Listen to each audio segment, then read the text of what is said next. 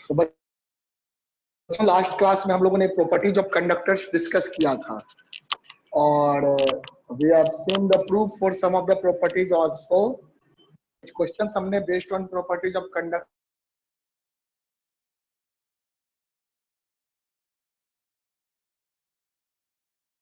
करना हमें बाकी था। So before going to the proof of such properties, we will study क्योंकि प्रॉपर्टी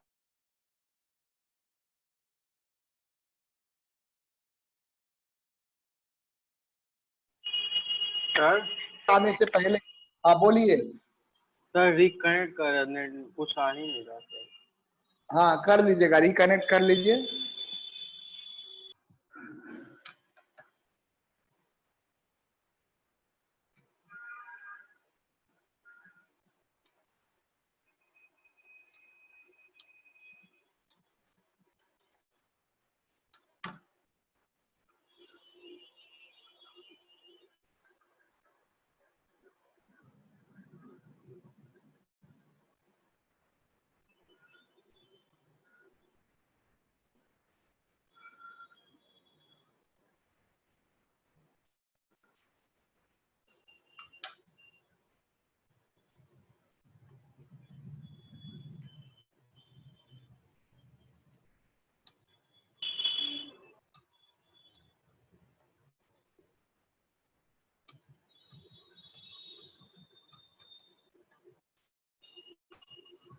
आइए, तो हम लोगों ने जो है कंडक्टर हमने जाना था, discuss basically all the discussed and proof for explanation for some of the properties were that. So before going to those explanation, we need to study about relation, है ना? Relation between, it's a very important topic. Capacitor में भी इसका use होगा। Relation between electric field and electric potential.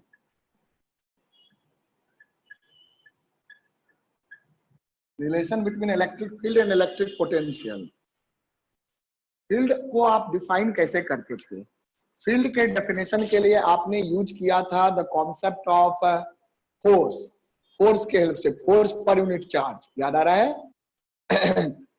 Electrostatic force per unit charge acting at a point on the test charge.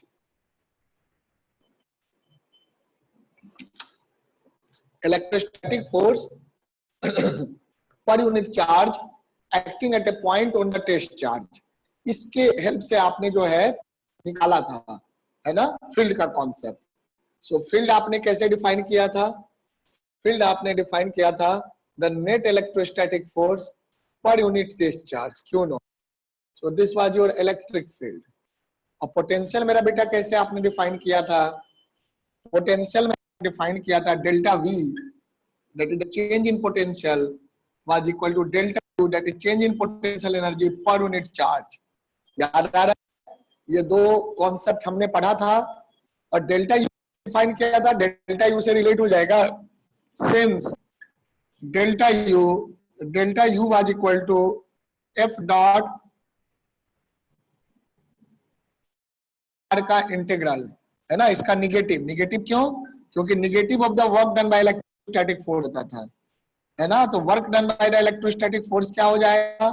That is F का integral. This is the definition of the, okay, this is the definition of the work done.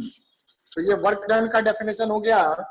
और work done के बाद अब आप क्या करोगे कि यहाँ पर वर्क डन का डेफिनेशन हो गया, and after work done you will have basically F dot D R, या फिर आप ऐसे लिख सकते हैं डी यू। अगर डी यू लिखना चाहिए small change, so that was equal minus F net dot D R. Is that clear? तो डी यू याद करिए, डी यू मतलब very small change in the potential energy, very small change in the potential energy जब आपका D R displacement हो रहा है। So very small change in potential energy. तो पोटेंशियल एनर्जी का चेंज क्या होता था? The change in potential energy is defined as negative of the work conservative force. यहाँ पे जो नेट इलेक्ट्रोस्टैटिक फोर्स है, जो आपका नेट इलेक्ट्रोस्टैटिक फोर्स है, वही तो कंजर्वेटिव फोर्स है यहाँ पर। तो कंजर्वेटिव फोर्स आपका हो गया F net dot displacement, F net dot D R, force dot displacement, force dot displacement क्या होता है, that is work done. So F dot dr is the work done. So du will be equal to minus F net dot dr. Is this point clear? अब आप क्या देखोगे कि जब आपने ये du डिफाइन कर लिया तो अब आप क्या कह सकते हो कि सिंस जैसे हमने डेल्टा भी लिखा है delta u by Q not, du को क्या dv को क्या लिख सकते हैं, dv मतलब very small change in potential, dv का मतलब क्या हो गया, very small change in potential, है ना. तो dv will be equal to du by q not, ऐसे लिख सकते हैं. तो du की वैल्यू क्या हो जाएगी, यहां से आप du की ये वैल्यू उठा लीजिए, you can take this value of du, है ना. तो du की इस वैल्यू को जब आप उठाओगे तो आपको क्या मिल जाएगा, the change in potential, the change in potential dv will be equal to du, that is minus net dot dr divided by बेटा क्या हो जाएगा, क्यू नॉट. तो इसको मेरा बच्चा आप ऐसे लिख सकते हो, देखो तो बहुत ही important relation, one of the most important relation of physics, याद रखिए. तो इस पे आप ध्यान दीजिएगा, है ना. 11th में भी ये चीज आपने पढ़ा होगा, अगर ग्रेविटेशन पढ़ा हो, ग्रेविटेशन में ग्रेविटेशनल फोर्स था, तो ये हो गया और डॉट dr. ठीक है मेरा बच्चा. F net by Q naught, F net by Q naught, F net by Q naught is E. So what you can say EV equal to, ध्यान दीजिएगा, equal to minus E dot dr. So this is a very important relation. EV का मतलब change in potential energy, very small change in potential energy. कब, जब dr से displacement किए. मान लीजिए इस पॉइंट पे potential energy, potential sorry not potential energy, this is potential, change in potential आप यहाँ पर है, इस पॉइंट पे पोटेंशियल कुछ है, यहाँ आ गए थोड़ा सा दूर आ गए, बिल्कुल डिस्टेंस टेंडिंग टू जीरो, है ना. तो बिल्कुल छोटा सा डिस्टेंस आए, तो थोड़ा सा दूर जाने पे पोटेंशियल में कितना चेंज हुआ, तो जो चेंज हुआ that is dv.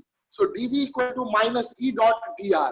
Okay, so this is the relation and this is the relation between electric field. देखो मेरा बेटा, this is E is electric field and electric potential, V is electric potential. So this relation is the relation between electric field and potential. बहुत important relation है, इसको हम लोग समझेंगे और फिर यहाँ से हम लोग कैपेसिटर पे मूव कर जाएंगे. Come on, do it. इसको पहले नोट कर लीजिए जल्दी से.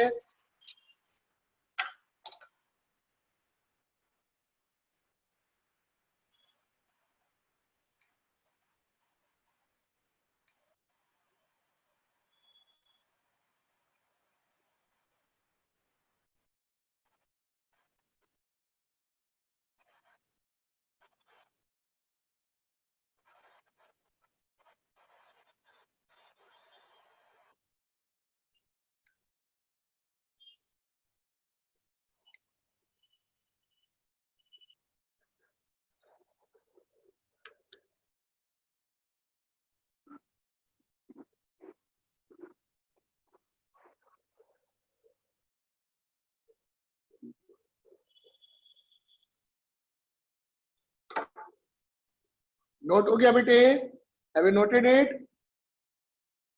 सर. अब बोलो, हो गया ना? हाँ सर, हो गया. चलो ठीक है, मैं इसको एक्सप्लेन करता हूँ. आप देख सकते हैं डेरिवेशन बनाए, सिंपल है. बिटवीन फील्ड एंड पोटेंशियल का डेरिवेशन अगर है तो यही हो गया, फील्ड और पोटेंशियल के बीच में रिलेशन आ गया. अगर V चाहिए तो V क्या हो जाएगा, V हो जाएगा, आप इसको इंटीग्रेट कर दो जीरो से, सॉरी R इंफिनिटी से, R इंफिनिटी पे जीरो मानते हैं ना, इंफिनिटी पे जीरो मानते हैं ना पोटेंशियल. तो अगर आपको R पॉइंट पे पोटेंशियल चाहिए तो क्या, थोड़ा सा लिख लो फिर उसको एक्सप्लेन करता हूं मैं. therefore what you can say, therefore integration of dv from infinity to r point, ये क्या हो जाएगा, इंफिनिटी से r पोजीशन पे. तो ये हो गया v एट, dv का इंटीग्रेशन v होता है तो v at final is v at r minus v at infinity, यही ना होगा. और v एट इंफिनिटी क्या हो जाएगा, this is equal to zero as reference. You take here reference, infinity पे रेफरेंस मानते हो ना. इन्फिनिटी पे आप रेफरेंस मानते हो तो v इन्फिनिटी को आप क्या ले लोगे मेरे बेटे, v इन्फिनिटी को आप 0 कंसीडर करेंगे। क्योंकि आप इन्फिनिटी को रेफरेंस मानते हैं इसलिए v इन्फिनिटी 0 कंसीडर करेंगे। अब देखिए यानी कि dv का इंटीग्रल, तो dv का इंटीग्रल मतलब इसको पूरे को इंटीग्रेट करेंगे तो हम ऐसे लिख सकते हैं ना, देयरफॉर dv का integral from infinity to r is equal to minus E dot D R का integral, E dot D R का integral from infinity to R, है ना। और डीवी का इंटीग्रल जो है ये यहां से आ गया ये चीज, और डीवी के इंटीग्रल को वी आर लिख सकते हैं, V R because V infinity is 0।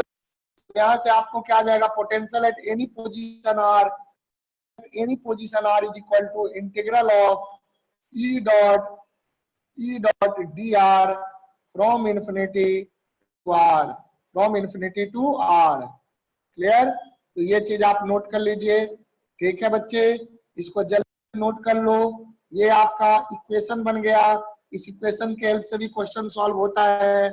All दो सीबीएसई में इस इक्वेशन के हेल्प से क्वेश्चन सॉल्व करने को ना के बराबर आएगा, बट में रिलेशन आपको यूज होगा। अगर मान लो फील्ड यूनिफॉर्म है, field is uniform, if the field is uniform, तो यूनिफॉर्म है तो हम यहाँ से क्या लिख सकते हैं, delta V equal to minus E dot delta R, है ना, फॉर यूनिफॉर्म इलेक्ट्रिक फील्ड। तो इसको नोट कर लीजिए।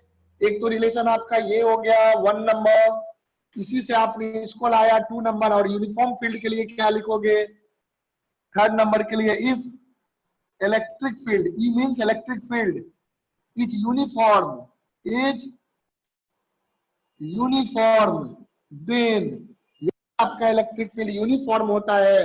With the electric field is uniform, then उस केस में क्या हो जाएगा, यदि इलेक्ट्रिक फील्ड यूनिफॉर्म होगा उस केस में मेरा बेटा क्या हो जाएगा, देखिएगा, if the electric field is uniform then in that case E dot D R, है ना, डेल्टा वी कर दोगे, delta V will be equal to minus E dot delta R. Delta R का मतलब क्या हो जाता है, डेल्टा आर का मतलब हो गया final position, final position vector minus initial position vector. तो ये चीज है, वेक्टर का कॉन्सेप्ट देखो यूज होगा, है ना। तो चलिए इसको नोट कर लीजिए यहां तक। Okay, so this you can treat as a 3rd relation for uniform electric field. आप ऐसे कह सकते हैं ना, डीवी का इंटीग्रेशन हो जाएगा डेल्टा वी, तो डेल्टा वी क्या हो जाएगा, integral of E dot D R, E अगर कांस्टेंट बाहर आ जाएगा minus E dot integral of D R, integral of D R हो जाएगा डेल्टा आर, तो वहीं से मैंने लिख दिया था minus E dot delta are. इस चीज का देखो एक्सप्लेनेशन यहाँ पर है, आप चाहिए तो ये नोट कर सकते हो एक्सप्लेनेशन। सर हमने इलेक्ट्रिक फील्ड को इंटीग्रेशन से बाहर निकाला, इंटीग्रेशन का मतलब होता है समेशन, जोड़ना। और अगर आपका इलेक्ट्रिक फील्ड यूनिफॉर्म है, इलेक्ट्रिक फील्ड कांस्टेंट है, तो कांस्टेंट चीज आपका बाहर आ जाता है, और इंटीग्रेशन हो गया डी आर का डेल्टा आर। ओके, सर समझ गए, सर बोलो।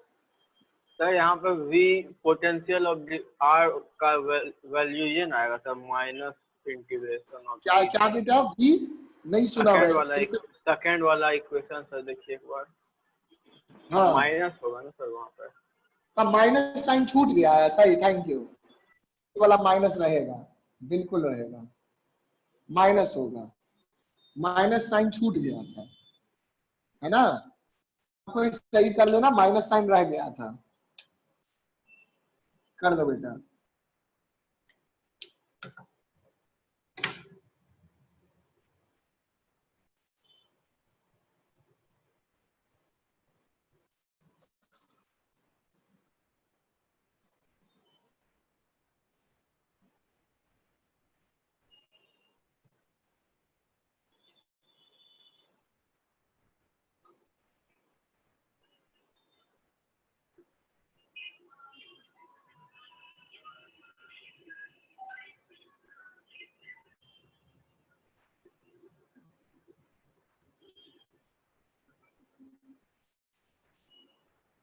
हेलो, हाँ क्या हो रहा है,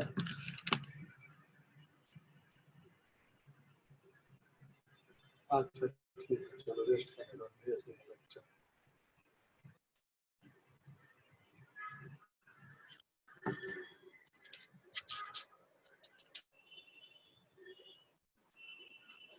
हो गया बेटा, नोटेड डाउन। हाँ सर। चलिए, तो इसको मतलब समझिए, ये ध्यान से, बिल्कुल यहाँ से ही हमने डिराइव किया है, बिल्कुल बेसिक से चले हैं, फोर्स के डेफिनेशन से और पोटेंशियल एनर्जी के डेफिनेशन से। अच्छा, डेल्टा वी का क्या मतलब है? Delta we means change in potential, है ना। और चेंज इन पोटेंशियल या पोटेंशियल डिफरेंस, पोटेंशियल डिफरेंस को क्या कहते हैं? वोल्टेज कहते हैं। क्या कहते हैं? वोल्टेज कहते हैं, वोल्टेज। तो जो वोल्टेज टर्म आप सीखते हैं ना, V equal to I R, Ohm's law, वो वोल्टेज बेसिकली क्या है? Voltage represents the between the potential of two points, दो पॉइंट के बीच में पोटेंशियल डिफरेंस को ही वोल्टेज कहते हैं बेटा, है ना। तो चलो नोट कर लीजिए, वोल्टेज क्या है, वोल्टेज टर्म क्या होता है।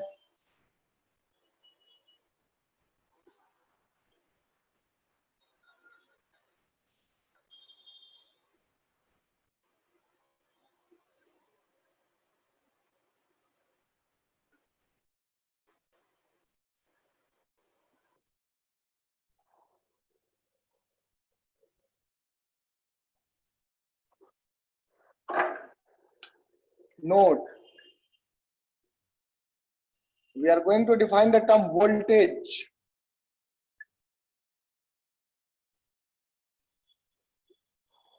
The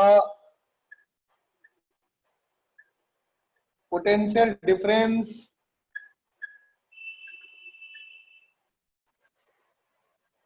है ना, पोटेंशियल डिफरेंस का मतलब क्या हो गया? Delta we between the two points.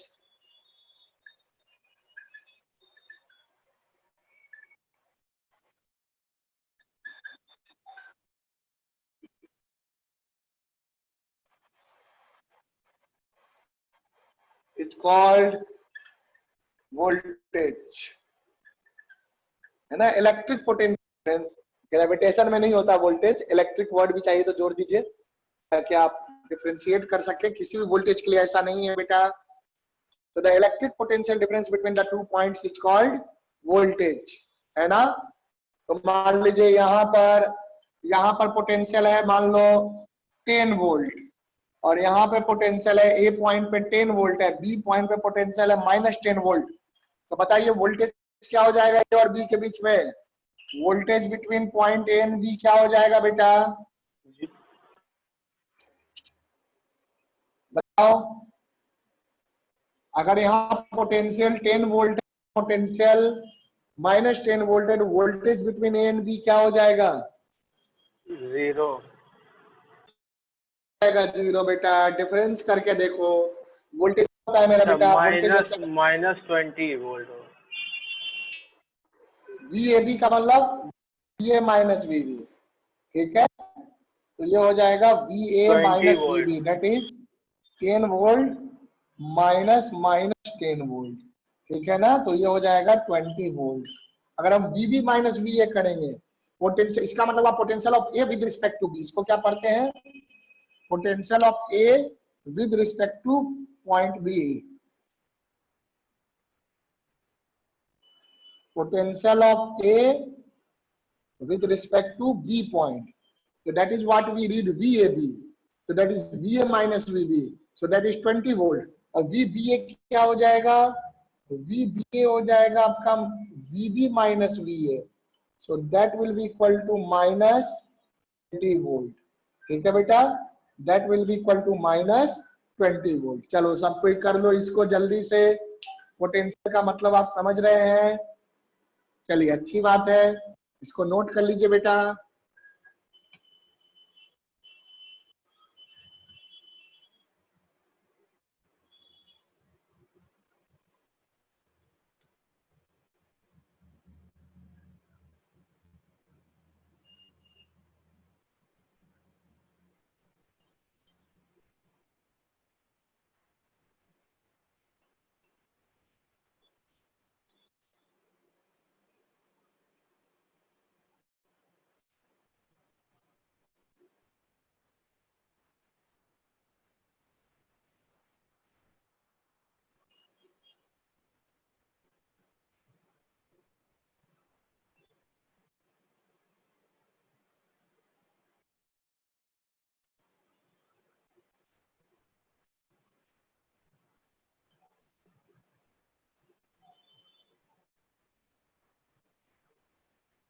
बच्चे?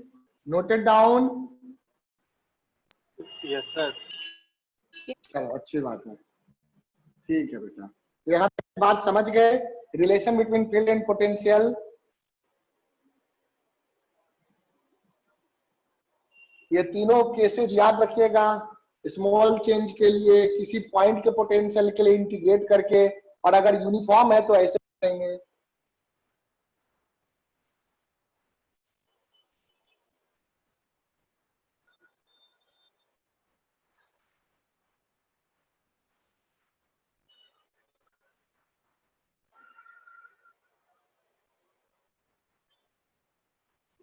अब देखो मेरा बेटा, कंडक्टर के बारे में हमने पढ़ा था इक्विपोटेंशियल सरफेस, है ना।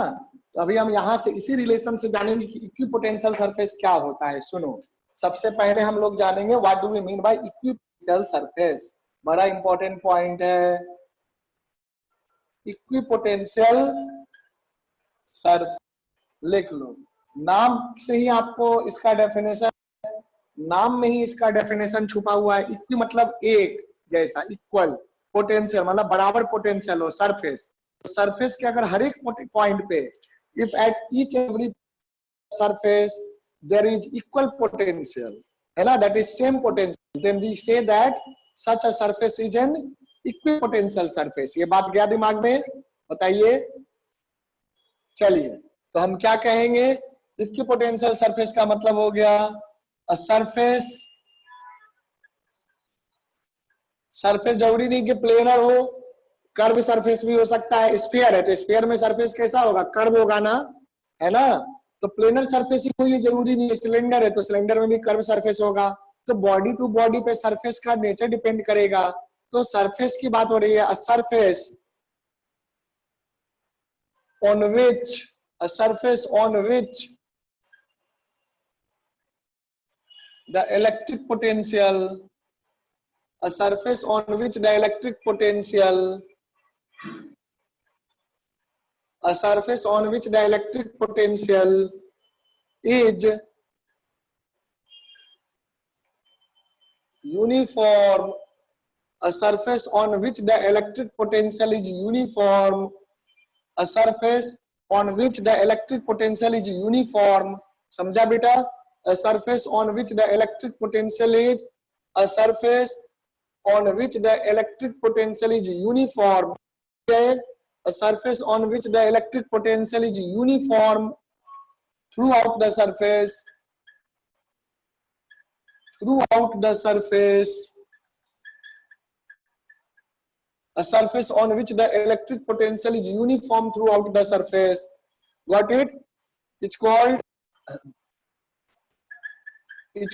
equipotential surface.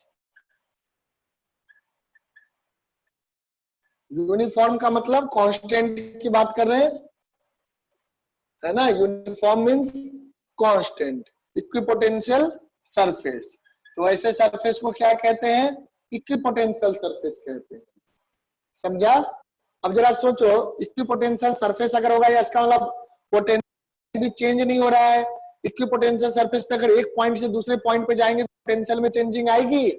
बताइए। हम इक्विपोटेंशियल सरफेस पे एक पॉइंट से दूसरे पॉइंट पे जाएंगे तो पोटेंशियल में चेंज आएगी?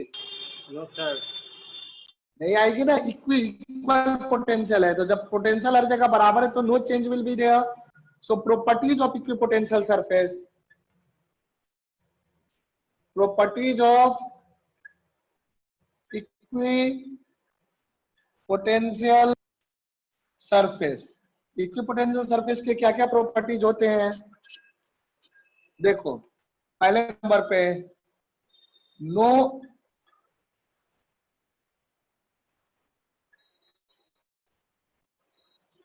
potential difference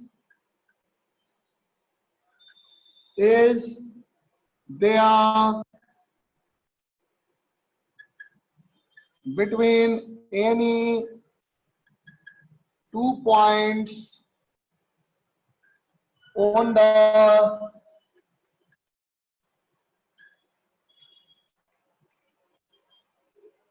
equipotential surface. No potential difference is there between any 2 points on the equipotential surface.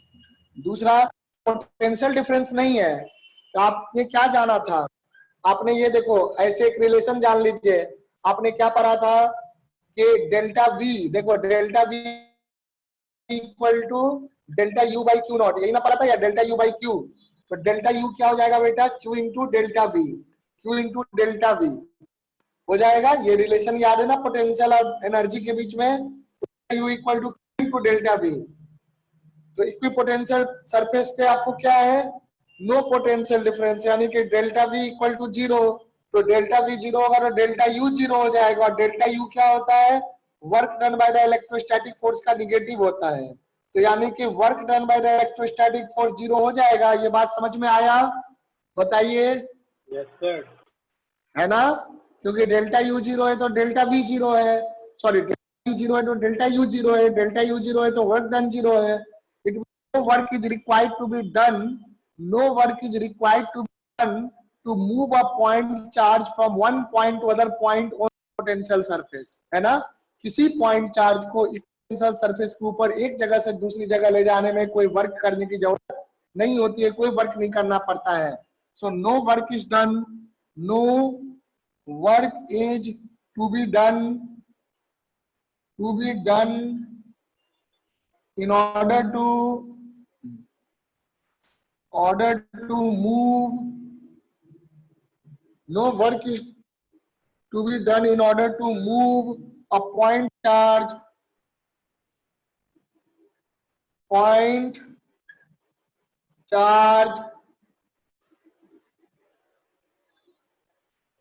from one place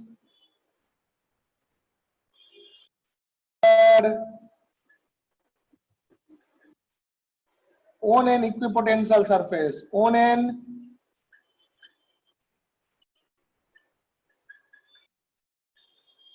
potential surface. No work is to be done a point charge from one place to the other on an equipotential surface. कि किसी point charge को एक place से दूसरे place पे ले जाने में वर्क नहीं करना पड़ेगा। प्रूफ आपको मैंने दिखा दिया, क्यों, क्योंकि डेल्टा भी जीरो है, तो क्या इसे कहेंगे, since delta V zero, this implies work done by the external का क्या हो जाएगा, that is delta U, that is Q into delta v, and that will be zero.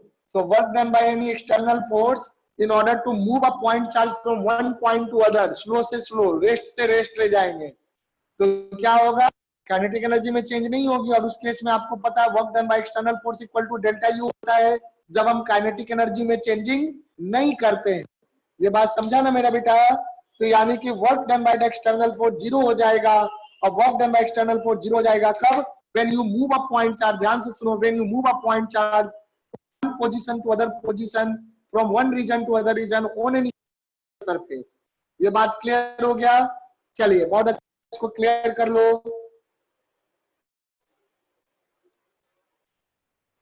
इसको क्लियर कर लो। अगला पॉइंट देखो,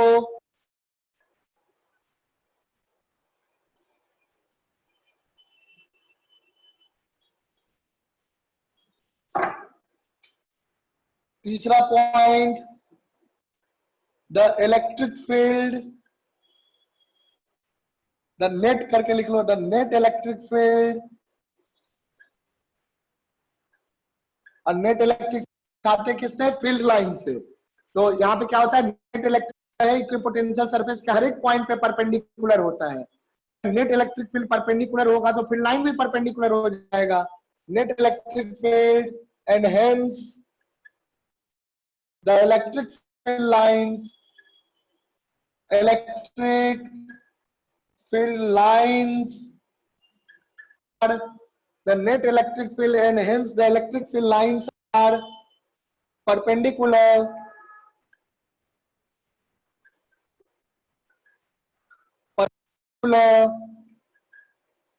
to the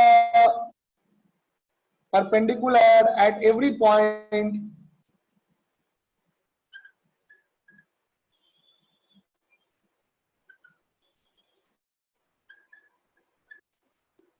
points of the equipotential surface of the equipotential surface. ठीक है, the net electric field and hence the electric field lines are perpendicular at every points of the equipotential surface, है ना, इसको भी proof कर लेंगे। Okay, आप पहले इसको नोट कर लो बेटा, यहां तक नोट कर लो।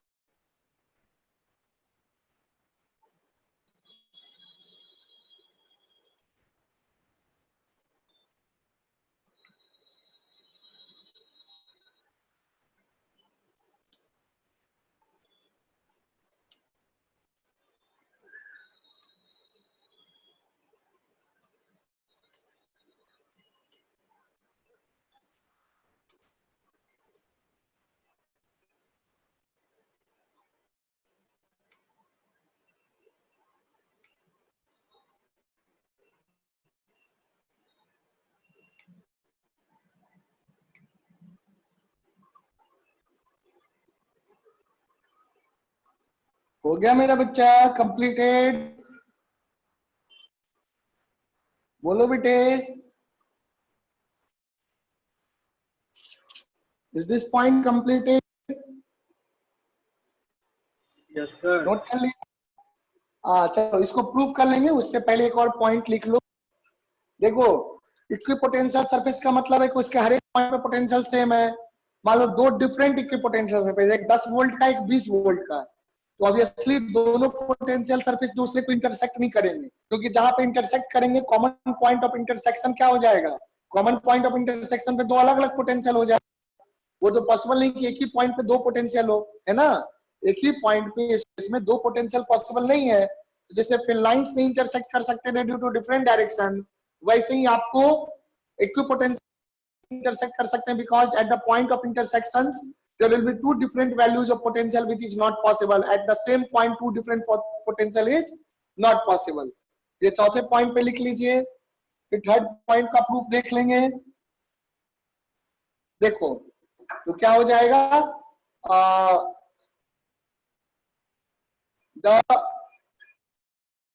तो आपने फील्ड का डायरेक्शन समझ लिया ना।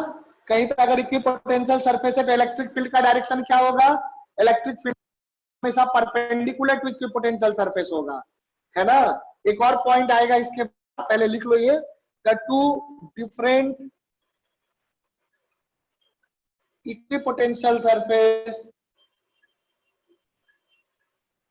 potential surfaces never intersect each other, never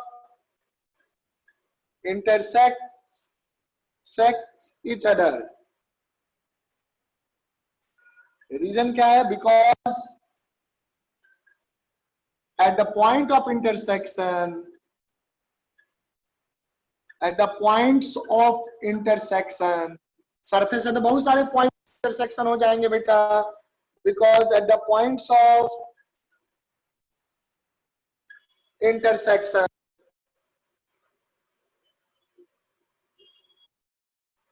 है ना, two different equipotential surfaces never intersect each other because at the points of intersection पे क्या होगा? there will be two different values of potential, different values of electric potential, which is not possible, which is not possible. मैं अभी आपको example दिखाता हूं, diagram के through समझा देता हूं इनको, एक्सप्लेनेशन मैंने दे दिया है। देखो मेरा कैसे है, जैसे मान लो ये कोई एक सरफेस है, ये कोई एक सेकंड, ये कोई एक इक्विपोटेंशियल सरफेस है, सपोज कर लो ये 10 वोल्ट का इक्विपोटेंशियल सरफेस है। दूसरा इक्विपोटेंशियल सरफेस ये रहा, सपोज कर लो ये 20 वोल्ट का इक्विपोटेंशियल सरफेस है, लाइक दिस। तो मान लो कि ये जो है ये these are point of intersection. So ये जो पॉइंट ऑफ इंटरसेक्शंस है, तो इन पॉइंट पे क्या होगा, ये 20 वोल्ट का इक्विपोटेंशियल सरफेस है। तो बेटा जो 20 वोल्ट का है, यानी कि इन ये पॉइंट तो देखो इक्विपोटेंशियल सरफेस के ऊपर एक पॉइंट पे क्या होता है, सेम होता है ना, इक्विपोटेंशियल सरफेस के हर एक पॉइंट पे सेम पोटेंशियल होता है ना। तो इसका मतलब कि इस सरफेस पे जो भी पॉइंट लाई करेंगे उसमें पोटेंशियल 20 वोल्ट होगा। तो ये जो पॉइंट्स इस सरफेस पे लाई कर रहे हैं, तो इसका पोटेंशियल 20 वोल्ट है, तो इन पॉइंट्स का भी 20 वोल्ट होगा। उसी तरह से अगर हम इसके लिए देखें तो ये पॉइंट्स इस सरफेस पे भी लाई कर रहे हैं, तो इसका इस सरफेस का पोटेंशियल 10 वोल्ट है, तो इन पॉइंट का भी पोटेंशियल 10 वोल्ट होना चाहिए, क्योंकि इक्विपोटेंशियल सरफेस के हर एक पॉइंट पे सेम पोटेंशियल होते हैं। तो यहां से देखोगे तो इसका पोटेंशियल 20 वोल्ट होगा, इससे देखोगे तो 10 वोल्ट होगा। इससे कैसे हो सकता है, एक ही पॉइंट का दो पोटेंशियल नहीं हो सकता ना, इसीलिए ये पॉसिबल नहीं है कि दो डिफरेंट इक्विपोटेंशियल सरफेस कभी भी स्पेस में इंटरसेक्ट करें, which is not possible. Why? Because at the point of intersection two different values of potential will be there, which is not possible. ये बात समझ में आया? आगे Yes, Yes, sir. हाँ बेटा, चलो अब इसको नोट करो। एक लास्ट पॉइंट, बस लास्ट पॉइंट इससे रिलेटेड, तो ये टॉपिक भी खत्म, फिर हम लोग कैपेसिटर पे बढ़ जाएंगे। ओके, लास्ट पॉइंट है ना। कैपेसिटर पे जाने से पहले ये बता देंगे कि कंडक्टर क्यों इक्विपोटेंशियल होता है, वो भी मैं बता दूंगा, है ना। 1 मिनट में वो सीख जाओगे आप, वाई इक्विपोटेंशियल। पहले लास्ट पॉइंट लिख लीजिए इक्विपोटेंशियल के बारे में।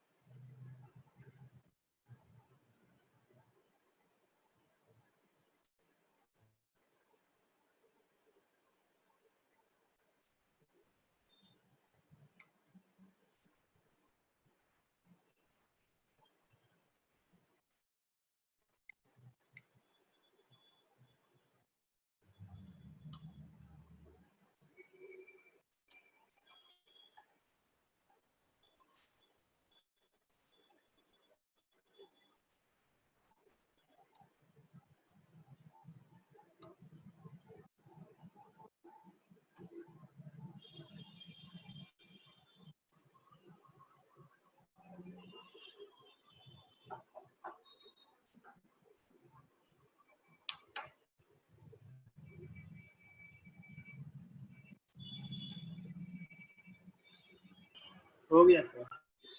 हाँ जी, चलो, दैट्स फाइन।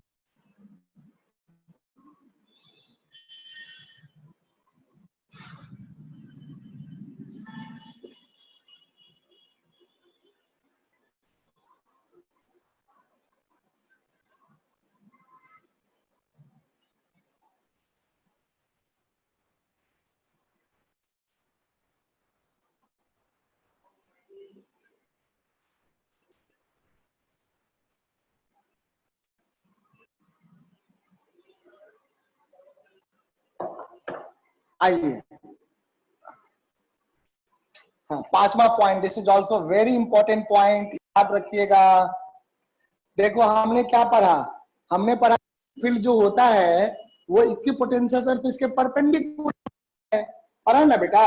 अब जैसे मान लीजिए कि चलो कोई नहीं, ये सपोज कर लो कि इक्विपोटेंशियल सरफेस है, this is the equipotential surface, so this surface is equipotential, इसके परपेंडिकुलर कितने, किसी भी पॉइंट पे देखेंगे कितने परपेंडिकुलर हो जाएंगे, पॉइंट देख रहे हैं, एक तो परपेंडिकुलर इधर हो गया, एक परपेंडिकुलर इधर हो गया, किसी भी सरफेस के किसी पॉइंट पे दो परपेंडिकुलर होगा ना।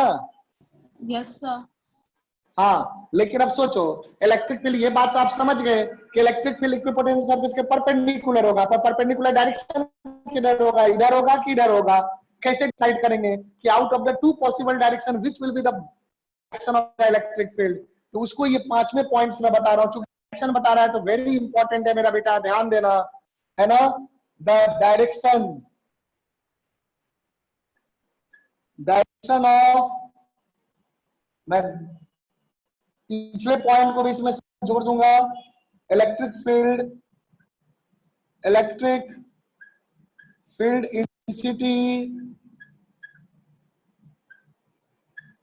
At a point is perpendicular to the equipotential surface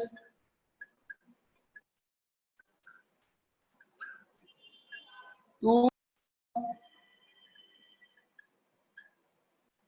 equipotential surface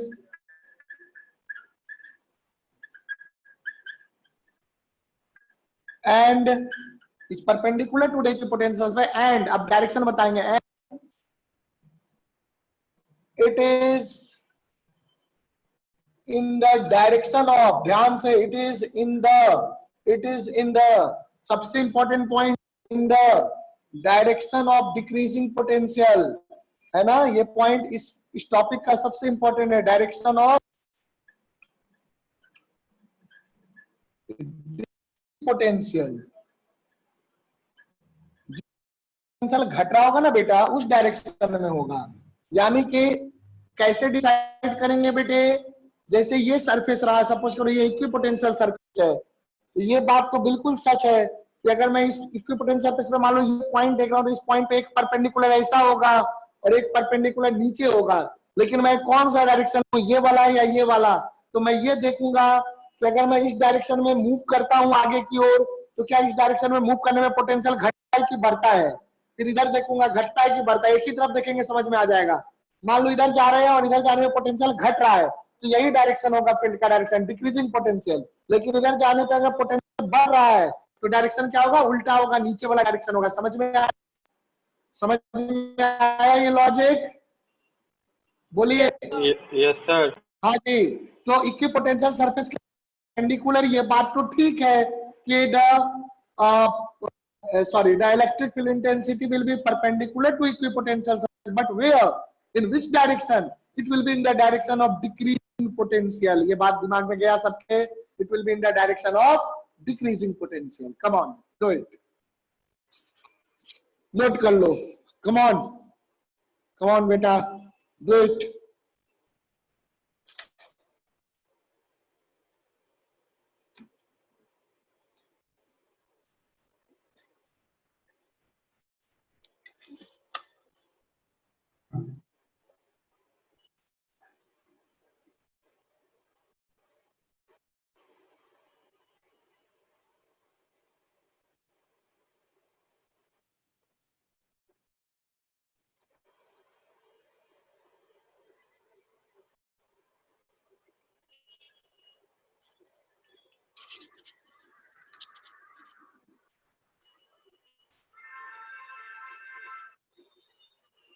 हो गया बेटा, डन।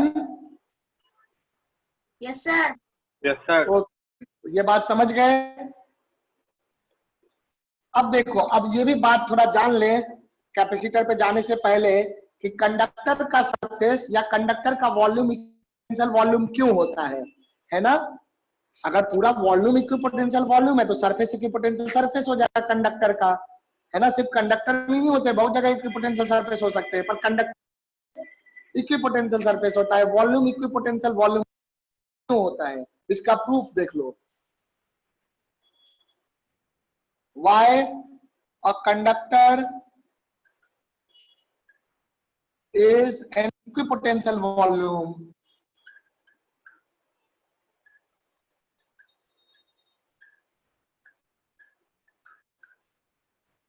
under electrostatic condition.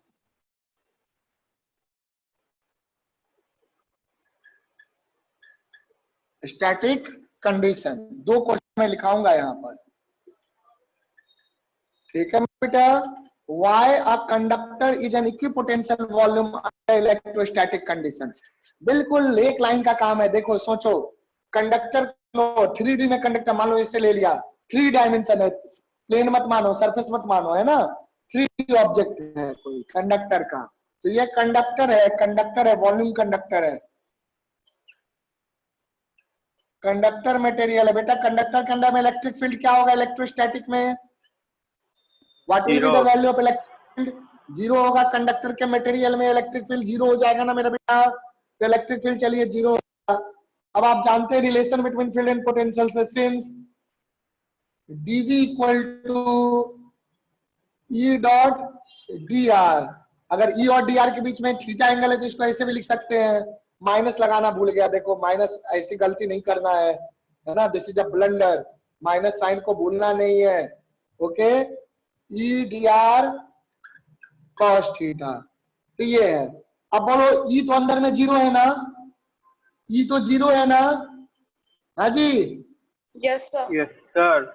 ई जीरो बेटे, तो ई जीरो जब करोगे तो दिस इंप्लाइज डीवी, डीवी मतलब चेंज इन पोटेंशियल जीरो, अगर डीवी का मतलब हुआ चेंज इन पोटेंशियल, पोटेंशियल में नहीं हो रहा है, this implies V will be constant. Is that clear? अगर डी जीरो है मतलब change in potential zero, so V is constant. तो चूंकि हर जगह पे इलेक्ट्रिक फील्ड जीरो है तो पूरे वॉल्यूम में वी कांस्टेंट होगा, hence a conductor is potential volume.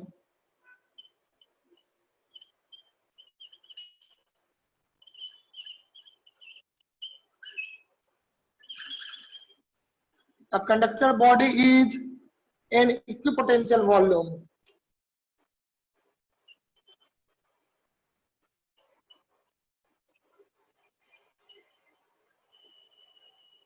A conductor body is an equipotential volume. लिख लो, समझा? सर V का अर्थ होता है इलेक्ट्रिक पोटेंशियल ना? हाँ मेरा बेटा, V इलेक्ट्रिक पोटेंशियल के लिए सिंबल है। सर अचानक V को वॉल्यूम कैसे लिख देंगे? मैंने वॉल्यूम कहाँ लिखा है? कहाँ लिखा है वॉल्यूम? No no sir. मैंने कंडक्टर के वॉल्यूम को वॉल्यूम लिखा है, V को नहीं लिखा है। कंडक्टर का जो वॉल्यूम है ना मेरा बच्चा, ये जो कंडक्टर जो वॉल्यूम कर रहा है ना बेटे, उसे हमने इक्विपोटेंशियल वॉल्यूम लिखा। Is that clear? V तो पोटेंशियल, तो V मतलब पोटेंशियल इज कांस्टेंट। पोटेंशियल कहाँ कांस्टेंट आया? इस वॉल्यूम में कांस्टेंट आया ना, इस वॉल्यूम के अंदर ही तो पोटेंशियल कांस्टेंट आया ना, बोलो, समझा ये बात? अब यस सर। चलो ठीक है, कर लो बेटा।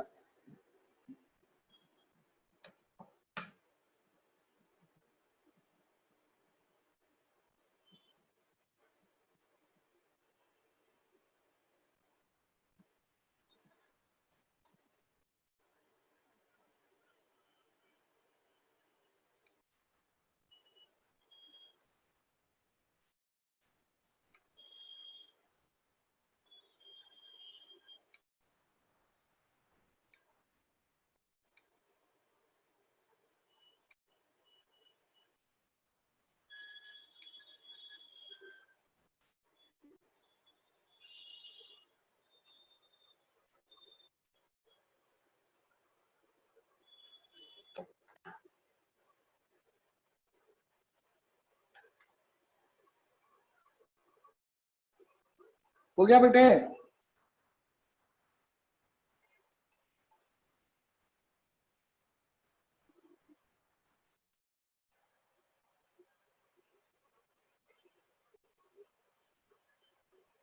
हो गया बच्चे? Yes sir. चलो अब ये हो गया वॉल्यूम का। तो अंडरस्टूड है कि कंडक्टर का वॉल्यूम इक्विपोटेंशियल सरफेस इक्विपोटेंशियल, क्योंकि पूरे वॉल्यूम का ही है, लेकिन सरफेस के एक्सप्लेनेशन कैसे है ना, how you will put the explanation for surface, that I will discuss. एक मिनट बेटा।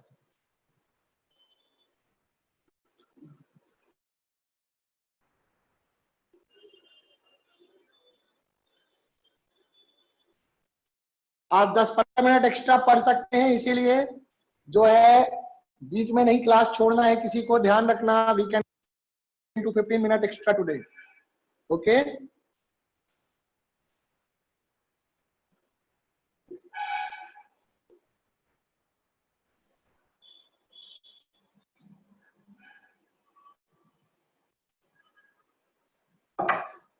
मैं इसी क्वेश्चन में चेंज कर रहा हूं, why a conductor surface, why a conductor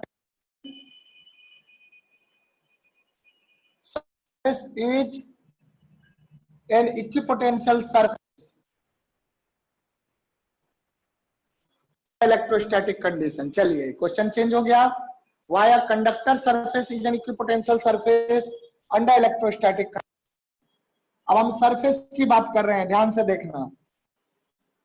तो देखो समझो इस चीज को, जैसे मान लो ये कंडक्टर है, तो कंडक्टर के सरफेस की बात करो, सरफेस की। तो सरफेस पे मैं पॉइंट लेता हूं, ये पॉइंट और बी पॉइंट, ठीक है। अगर मैंने सरफेस पे 2 पॉइंट कंसीडर किया, this is conductor, this is conductor body. तो इस कंडक्टर बॉडी के सरफेस पे मैंने 2 पॉइंट कंसीडर किया है, ए पॉइंट और बी पॉइंट। तो देखना बेटे, अगर ए पॉइंट से बी पॉइंट के बीच में अगर पोटेंशियल डिफरेंस होगा, जरा खुद सोचो, पॉइंट ए और बी के बीच में पोटेंशियल डिफरेंस होगा, तो this potential difference will cause electric field, है ना। पोटेंशियल डिफरेंस के कारण इलेक्ट्रिक फील्ड होगा, और पोटेंशियल डिफरेंस के कारण क्या होगा, चार्ज जो होगा, चार्ज पे फोर्स लगेगा, या फिर कहो पोटेंशियल डिफरेंस के कारण करंट होगा। करंट क्या होगा, due to force applied on the charge. यहां से देखिए रिलेशन क्या था, है ना, ई इक्वल टू, ऐसे ई ऐसे था ना, D V, D V equal to minus E D R cos theta. तो यहां से मैं ई कॉस थीटा को क्या लिख सकता हूँ, ई कॉस थीटा को लिख सकता हूँ डीवी बाई डी आर। तो अगर potential difference, E cos theta का मतलब क्या हो गया, फील्ड का कंपोनेंट। तो अगर डीवी बाई डी आर, अगर डीवी जीरो नहीं है, डीवी जीरो नहीं है, तो अलोंग द सरफेस फील्ड का कंपोनेंट भी जीरो होगा। और अगर along the surface field zero नहीं होगा, तो वो फील्ड क्या करेगा, इलेक्ट्रॉन पे फोर्स लगाएगा। सरफेस कंडक्टर का है ना, कंडक्टर के सरफेस में फ्री इलेक्ट्रॉन होंगे, उस फ्री इलेक्ट्रॉन पे फील्ड फोर्स लगाएगा, और जैसे ही फोर्स लगाएगा इलेक्ट्रॉन मूव करने लगेंगे। और अगर मूव करने लगे तो इलेक्ट्रोस्टैटिक तो नहीं हुआ ना, बोलो। मूव करने लगे तो इलेक्ट्रोस्टैटिक नहीं हुआ, यानी कि इलेक्ट्रोस्टैटिक होने के लिए क्या होना पड़ेगा, मूव नहीं करना चाहिए। मूव नहीं करने के लिए क्या होना चाहिए, फील्ड नहीं होना चाहिए। और फील्ड नहीं होने के लिए, इसके पैरेलल में फील्ड नहीं होने के लिए क्या होना चाहिए, डीवी जीरो होना चाहिए। डीवी मतलब पोटेंशियल डिफरेंस नहीं होना चाहिए। यानी कि आप शॉर्ट में आप कह सकते हैं कि अगर कंडक्टर का सरफेस इक्विपोटेंशियल सरफेस नहीं हुआ, then there will be a component of electric field parallel to the surface with the movement of the electric charge, that is free electrons, and hence electrostatic condition cannot remain maintained. So under electrostatic condition the surface of a conductor must be an equipotential surface। ये बात clear हुआ? चलिए तो इसको लिख लेते हैं।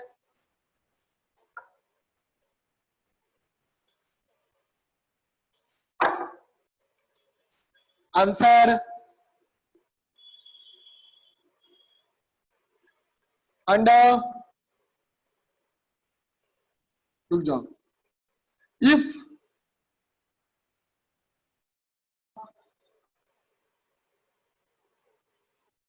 of conductor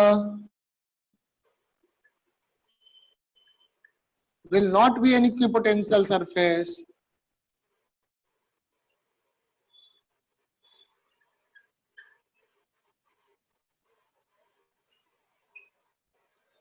surface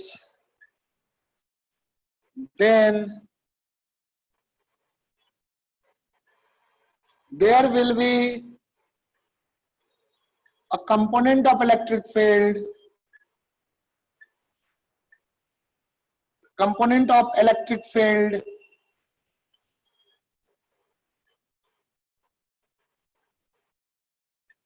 parallel to the surface,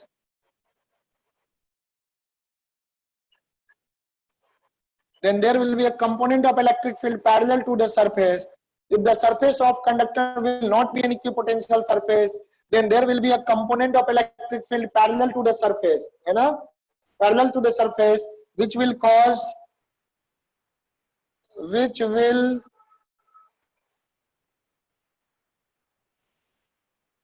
the movement of free electrons.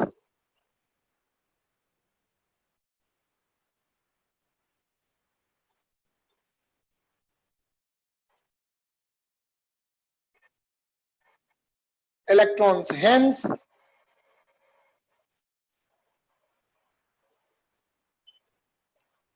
for electrostatic condition,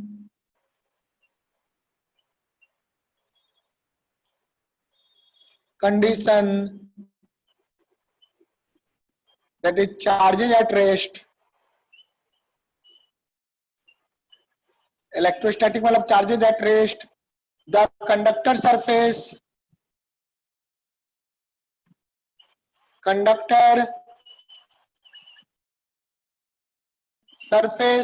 must be an equipotential surface. लिख लीजिएगा, must be an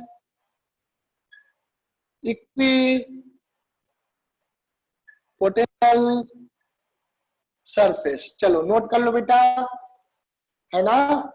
For charges to be at rest, charges at rest में होने के लिए, charges को rest में होने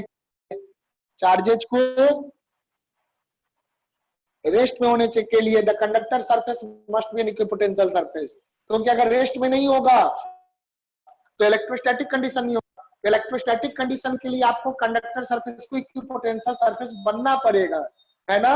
अगर नहीं होगा इक्विपोटेंशियल तो तब तक चार्ज मूव करता रहेगा जब तक सरफेस इक्विपोटेंशियल सरफेस ना बनाए, है ना? तो चार्ज फ्लो होकर के सरफेस को इक्विपोटेंशियल सरफेस बना देगा. चार्ज मींस इलेक्ट्रॉन फ्लो होकर के सरफेस को इक्विपोटेंशियल में कन्वर्ट कर देगा, तभी मोशन ऑफ इलेक्ट्रॉन रुकेगा, है ना बेटा? So these are the points we have discussed and we have proved all the properties of conductor. We have discussed about equipotential surface, we discussed about electrostatic shielding. तो बहुत सारे concept हमने discuss किया last 2 class में, इसको note कर लीजिए. Now we are to the capacitor. Okay, so we will move to the concept of capacitor now.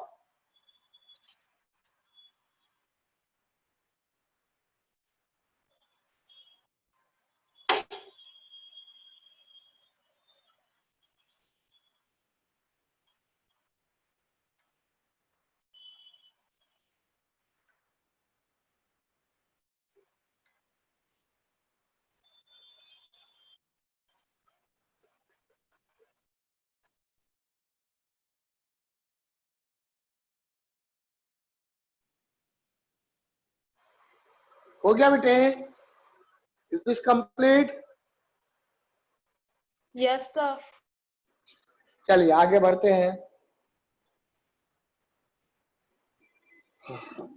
2 minute बस रुक जाओ, फिर मैं आगे बताता हूँ.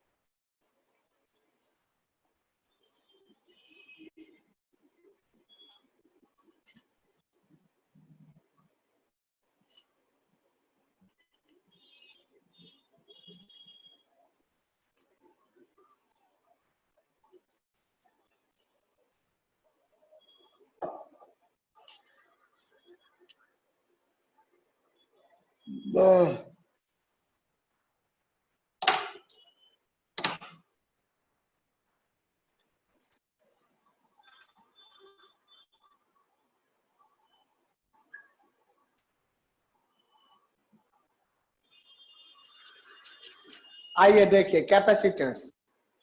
कैपेसिटर का जो कल मैं जो टेस्ट लूंगा उसमें कैपेसिटर बिल्कुल बेसिक आएगा, है ना, बेसिक लेवल पे ही, जो अभी बस 15 मिनट 20 मिनट पढ़ेंगे बस उतना ही आएगा, ज्यादा नहीं, है ना। तो कैपेसिटर के लिए कि सर कैपेसिटर पूरा तो नहीं पूछ देंगे, पूरा कैपेसिटर नहीं पढ़ना है, जो मैं पढ़ाऊंगा बस उतना ही आएगा, ठीक है। चलिए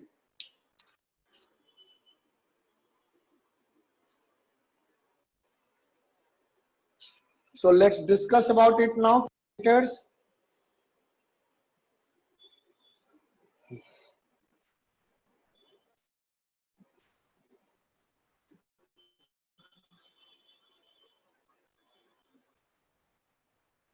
देखो बेटा, आप लोगों ने रेसिस्टर पढ़ा होगा, है ना, रेसिस्टेंस के बारे में पढ़ा है।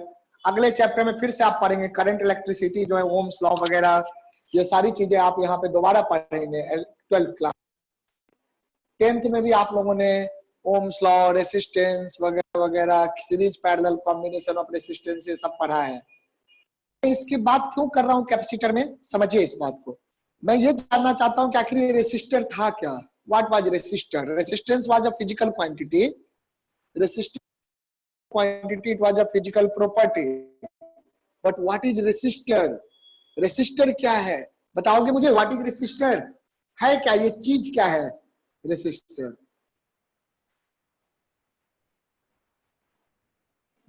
बोलो क्या चीज है resistor? A device which opposes the flow of electricity. Device और you can say basically device कहेंगे, इलेक्ट्रिकल डिवाइस, है ना, इलेक्ट्रिकल सर्किट एलिमेंट और डिवाइस यू कैन से, है ना। तो डिवाइस से बेटर है कहना सर्किट एलिमेंट है ना। Device also I accept that जो आपको पता है उसके हिसाब से आपने सही बोला। एक तरह का डिवाइस, एक तरह का सर्किट एलिमेंट है। सर्किट में लगाते हैं ना उसको, किसी इलेक्ट्रिकल सर्किट में, वो क्या करता है, करंट के फ्लो को कंट्रोल करता है या करंट के फ्लो को अपोज करता है, रेसिस्टेंस। तो इट इज अ डिवाइस और अ सर्किट एलिमेंट। तो बेटा उसी लिए मैंने पूछा, क्योंकि ये जो कैपेसिटर है ये भी एक सर्किट एलिमेंट है, ये भी एक डिवाइस है, सर्किट एलिमेंट है, एक डिवाइस है। Capacitor is also a device, है ना। जैसे रेसिस्टर एक डिवाइस होता है, वैसे ही कैपेसिटर एक डिवाइस होता है। जैसे रेसिस्टर का रेसिस्टेंस होता है, वैसे ही कैपेसिटर का कैपेसिटेंस होता है। समझे? रेसिस्टर की प्रॉपर्टी क्या है, रेसिस्टर का रेसिस्टेंस। कैपेसिटर की प्रॉपर्टी क्या है, कैपेसिटर का कैपेसिटेंस। बात समझ रहे हो? बोलिए okay, you got this? Sir एक बार फिर से बताइए हम कैपेसिटर। कैपेसिटर की बात यहाँ कर रहे हैं बेटे। You will see what do we mean by a capacitor. तो ध्यान दीजिएगा, समझिए इसको। एक कैपेसिटर का बेसिक डेफिनेशन क्या है वो लिखो। वैसे कोई भी कंडक्टर कैपेसिटर कहलाता है, पर एनसीईआरटी के लैंग्वेज में हम लोग बात करेंगे, है ना। तो लिखिए definition.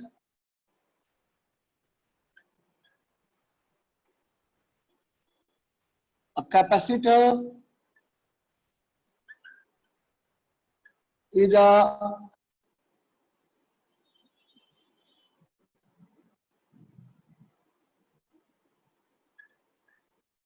device, or you can say circuit element, that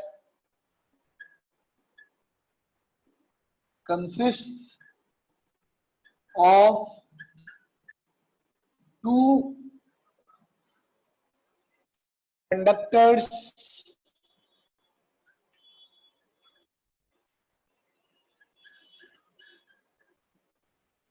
carrying equal and opposite charges on them,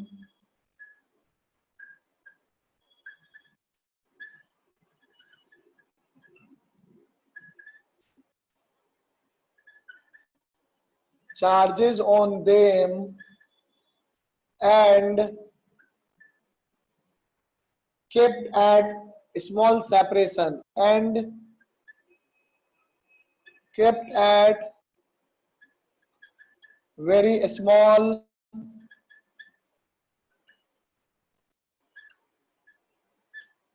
separation between them, and kept at very small separation between them. Is this clear? they are kept at a very small separation between them. चलिए इसको note कर लीजिए। तो क्या कहने का मतलब हुआ, एक ये कंडक्टर प्लेट हो गया या कंडक्टर हो गया, सो दिस इज कंडक्टर 1 या conductor A and this is conductor B, so this is conductor B, both A and B are conductors and suppose करो प्लस क्यू चार्ज है, इस पे पॉजिटिव चार्ज है, this conductor carries the positive charge on it distributed over the conductor surface, इस पे negative charge इसके surface पे distributed है, so this system is called capacitor. Okay, so this is called capacitor, इसको आप capacitor कहते हैं। इस पे सपोज कर लीजिए कि प्लस क्यू चार्ज है और इस पे जो है वो माइनस क्यू चार्ज है, एंड इनके बीच में जो पोटेंशियल डिफरेंस होगा, वोल्टेज होगा, इनके बीच में जो वोल्टेज होगा, इसका वोल्टेज मान लो VA हो गया और इसका VB, तो VA minus VB, V minus VB equal to V, that is voltage. Voltage का मतलब क्या होता है, पोटेंशियल डिफरेंस, पता है ना। So voltage between the voltage that is potential difference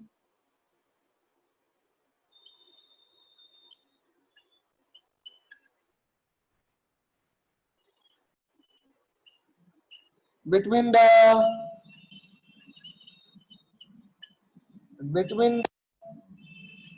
क्या हो जाएगा, यहां पे लिख लेना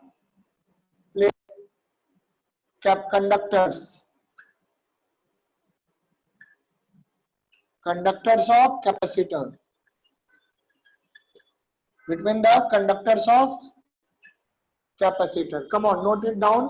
वोल्टेज का मतलब क्या होता है, पोटेंशियल डिफरेंस, और potential difference between the conductor of capacitor. So this is the basic definition of capacitor. ठीक है, समझा मेरा बेटा। कैपेसिटर सिंपली एक डिवाइस है, एक इलेक्ट्रिकल सर्किट का एलिमेंट है which consist of two equal and oppositely charged conducting plates, है ना, conductors carrying equal and opposite charge on them, है ना, with a small separation between the conductors, है ना। So this system is called capacitor, और इन दो plate की voltage difference है, that is the voltage difference between the conductors of capacitor। चलो इसको नोट करो मेरा बेटा जल्दी से।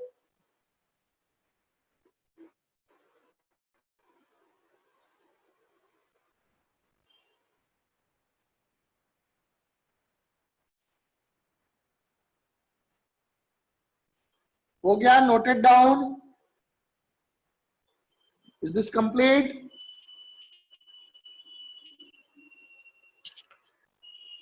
Yes, sir. नोट कर लिए, चलो ठीक है।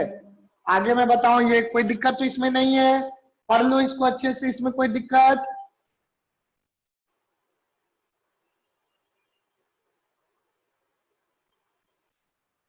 ध्यान से देख लीजिए, कंडक्टिंग बॉडी है, मतलब ऐसे समझ लो। एक सेकंड में दिखाता हूं को। जैसे मान लो बेटा, एक कंडक्टर प्लेट ये हो गया, एक कंडक्टर का प्लेट ये हो गया, ये दोनों अगर conductor, so what you will see if these two are the conductor plates, तो क्या हो जाएगा, इन दोनों प्लेट को मैं इस तरह से साथ में लाऊंगा, बिल्कुल पास लाऊंगा, टच नहीं करना है, with small separation between. Touch कर देंगे तो गड़बड़ हो जाएगा, प्लस क्यू माइनस क्यू दोनों चार्ज खत्म, है ना। एक पे प्लस क्यू चार्ज है, दूसरे पे माइनस क्यू, जैसे ही टच करेंगे कंडक्टर चार्ज का फ्लो हो सकता है ना, कंडक्टर कंडक्ट करता है ना, चार्ज का फ्लो होगा, प्लस क्यू माइनस क्यू दोनों चार्ज खत्म, जीरो हो जाएगा चार्ज, है ना।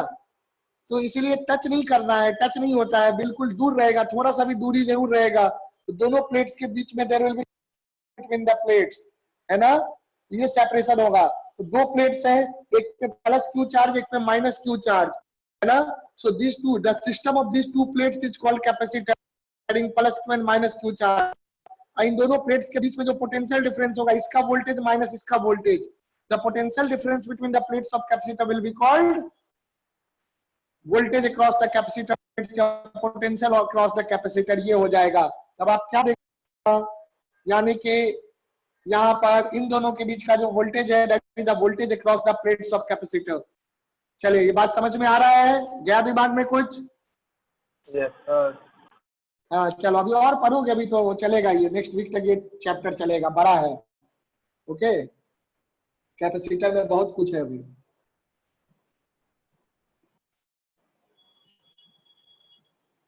अगले क्लास में मैं आपको भेज दूंगा आप लोगों को, है ना, एनसीईआरटी से कौन से क्वेश्चंस करने हैं सेकंड चैप्टर के, वो मैं आप लोगों को लिस्ट भेज दूंगा आफ्टर द क्लास, है ना। शाम को समय नहीं मिलेगा तो मैं भेज देता हूँ। आइए, कैपेसिटर आप समझ गए। अब capacitance, capacitance is the physical quantity. जैसे रेसिस्टर के साथ रेसिस्टेंस होता है, वैसे कैपेसिटर का कैपेसिटेंस होता है ना। पर रुक जाओ, कैपेसिटेंस से पहले एक दो चीजें और हमें डिफाइन करना होगा। वोल्टेज तो डिफाइन कर दिया, charge on capacitor, charge on capacitor. देखो बेटा, नेट चार्ज तो मेरे बच्चे जीरो है ना, net charge is zero. Okay, net charge is zero, charge zero है। जरा सोचो, नेट चार्ज कैसे जीरो हो गया? क्योंकि एक पे प्लस क्यू है, दूसरे पे माइनस क्यू है, तो यहाँ नेट चार्ज की बात नहीं होती है। जैसे डाइपोल था, तो डाइपोल में भी डाइपोल इज नॉट कैपेसिटर, क्योंकि वो कंडक्टर नहीं है बल्कि पॉइंट चार्ज है, उसको आप कैपेसिटर मत समझ लेना है। यहाँ पे दो कंडक्टर के ऊपर चार्ज रखा हुआ है, सो डाइपोल और कैपेसिटर में डिफरेंस है। दोनों में क्यू और माइनस क्यू चार्जेज होते हैं, बट कंडक्टर के केस में क्या होता है, कंडक्टर इज नॉट, मतलब एक आइसोलेटेड पॉइंट चार्ज नहीं है, conductor is a conductor body. Body के ऊपर हम नेट चार्ज देते हैं, एक पे प्लस क्यू दूसरे पे माइनस क्यू, लेकिन पॉइंट चार्ज में तो ये होता है कि एक सिंगल पॉइंट पार्टिकल है, तो they are different. Okay,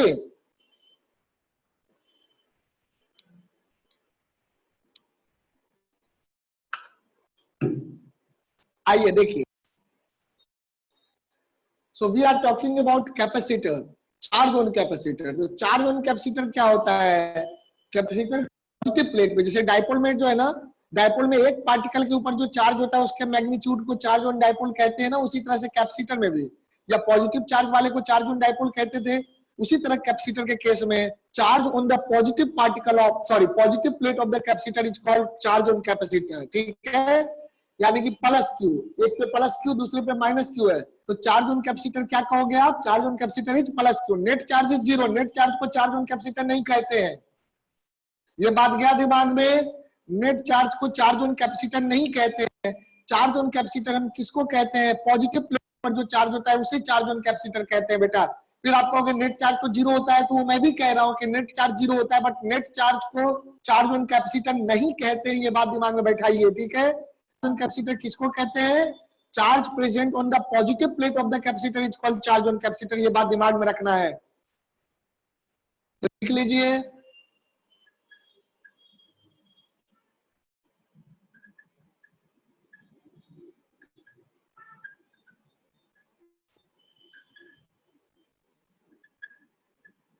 plate का मतलब कंडक्टर कह सकते हो,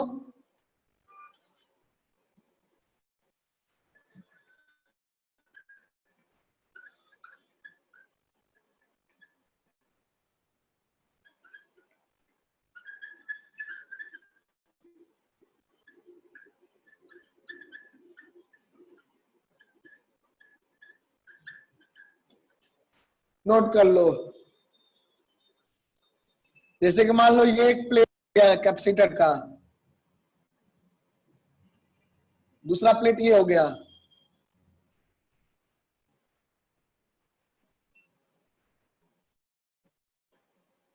है ना, इस पे प्लस क्यू चार्ज है,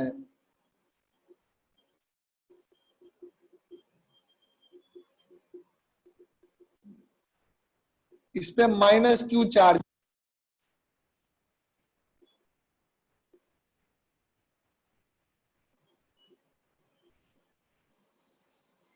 इस पे प्लस क्यू है, इस पे माइनस क्यू चार्ज है, दिख रहा है ना। तो चार्ज ऑन कैपेसिटर क्या हो जाएगा? प्लस क्यू, जो पॉजिटिव प्लेट है, तो चार्ज ऑन कैपेसिटर क्या हो जाएगा?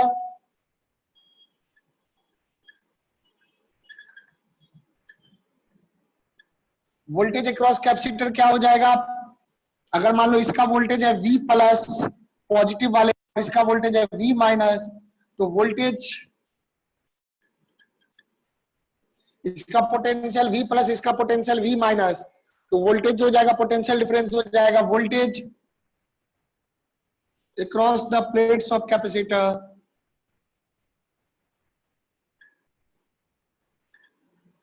या वोल्टेज अक्रॉस कैपेसिटर भी कह सकते हो, वोल्टेज अक्रॉस कैपेसिटर भी कह सकते हो, voltage across capacitor. So that will be V plus positive plate का वोल्टेज माइनस नेगेटिव प्लेट का वोल्टेज। ये करोगे, पॉजिटिव प्लेट का पोटेंशियल माइनस नेगेटिव प्लेट का पोटेंशियल, और इसको आप कह देते हैं V, नाम दे दो V। समझा? ये दो चीज आपको बहुत जरूरी है समझना, कैपेसिटेंस समझोगे। Please note it down. चलो मेरे बेटे सब कोई नोट करो।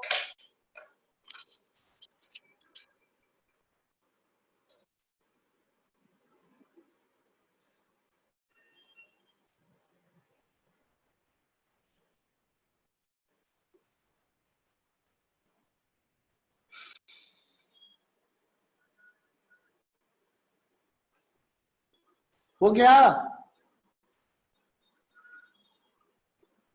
Yes sir. चलिए ठीक है, आइए आगे देखते हैं। अब हम लोग डिफाइन करने जा रहे हैं, रेसिस्टर का है, वैसे ही कैपेसिटर में मेरे बेटे क्या होता है, कैपेसिटर के केस में कैपेसिटेंस होता है। जैसे रेसिस्टर में रेसिस्टेंस होता है, वैसे ही कैपेसिटर में कैपेसिटेंस होता है। तो आइए देखते हैं what do we mean by capacitance of a capacitor.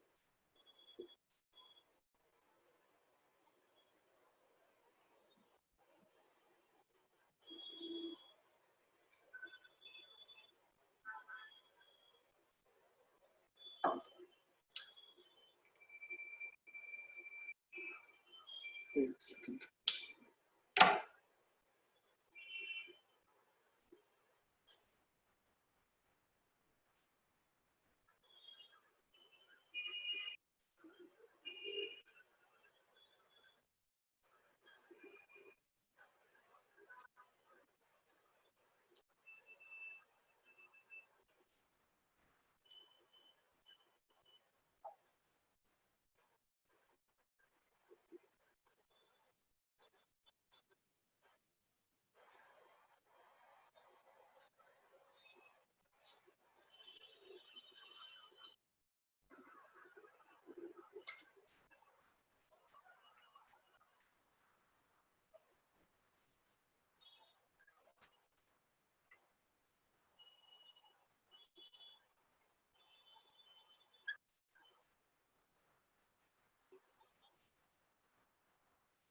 ध्यान दीजिएगा, capacitance of a capacitor, capacitance है ना, capacitance of a capacitor. What do we mean by capacitance?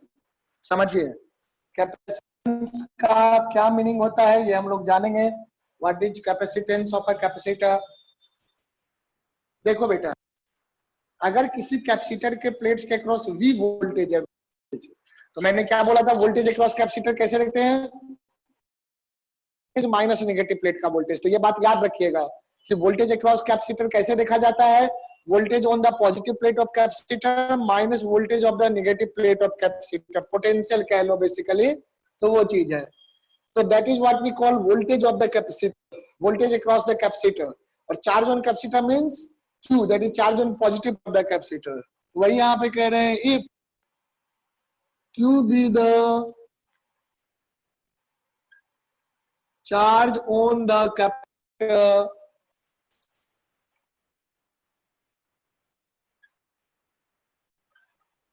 and V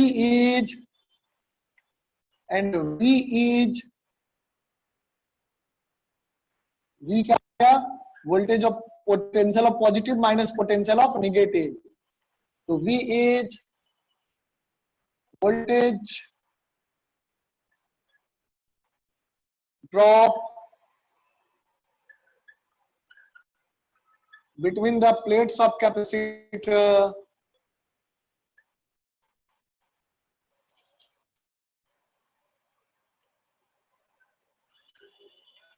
between the plates of capacitor, then देखो जितना ज्यादा charge आप store करोगे उतना ज्यादा वोल्टेज होगा, या जितना ज्यादा वोल्टेज दोगे उसको उतना चार्ज स्टोर होगा।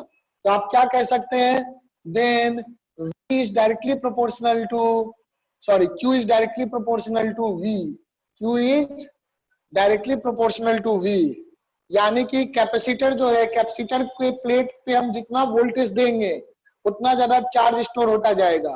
तो charge on the plates of capacitor is directly proportional to V, this implies Q equal to, यहाँ पे क्वालिटी कांस्टेंट आ जाएगा CV।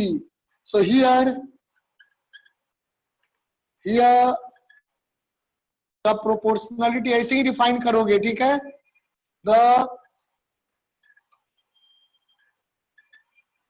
proportionality constant C is called the capacitance of the capacitor.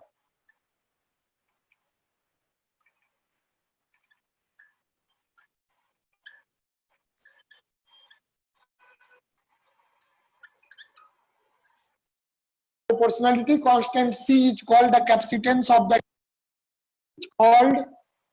it's called the capacitance of the capacitor. दिख रहा है बेटे?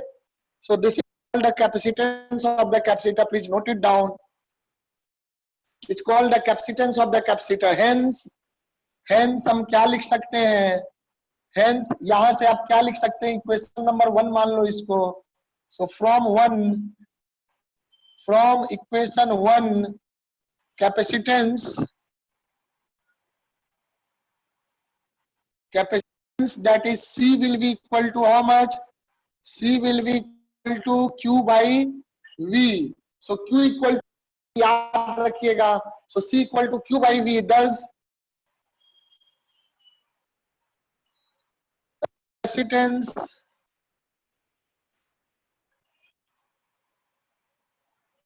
of a capacitor, the capacitance of a capacitor is defined as, ये लिखने की जरूरत नहीं है फिर, है ना, ये वाला लाइन लिखने की जरूरत नहीं, ऊपर इतना लिख दिया तो ठीक है, ये तो मैं बाद में बता रहा हूं, ठीक है। यहां तक में आपका डेफिनेशन क्लियर हो गया, फॉर्मूला भी आपने लिख दिया कैपेसिटर का QC equal to Q by V। फिर से मैं बता रहा हूं शॉर्ट में, the capacitance of a capacitor defined as the ratio of charge on the capacitor, charge on the capacitor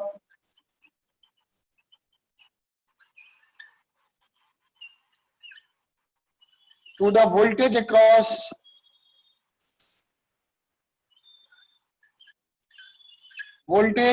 the capacitor, across the capacitor।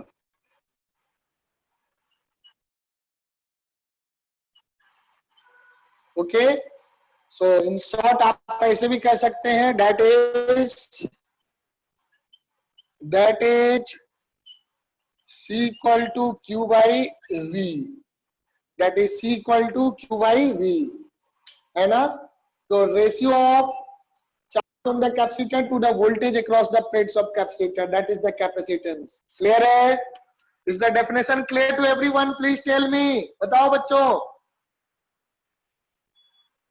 Is the definition of capacitance clear? Okay, that's nice। चलिए note करिए, फिर थोड़ा और आगे पढ़ेंगे। अभी हम class को थोड़ा कंटिन्यू करेंगे, सो डोंट गो एनीवेयर।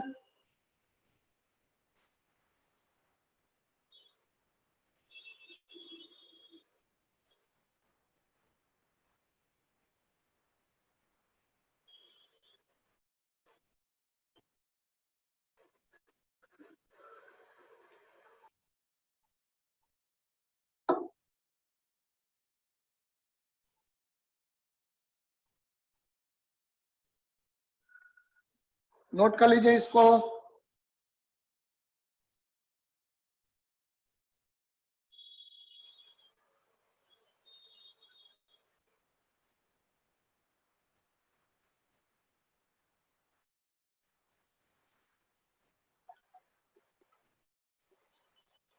हो गया बेटा, नोटेड डाउन।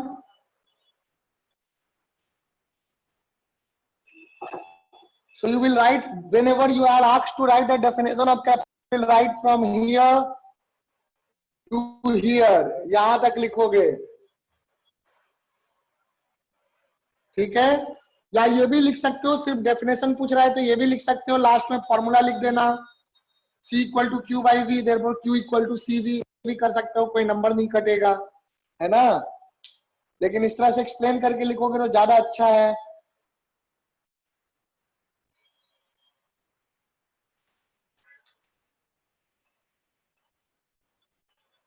चलिए यहां तक हमने देखा। अब हम लोग जानेंगे एक parallel plate capacitor. What do we mean by parallel plate capacitor? ठीक है बेटा, पैरेलल प्लेट कैपेसिटर बस यहां तक हम लोग रखेंगे। The last topic we are going to discuss today that is parallel plate capacitor.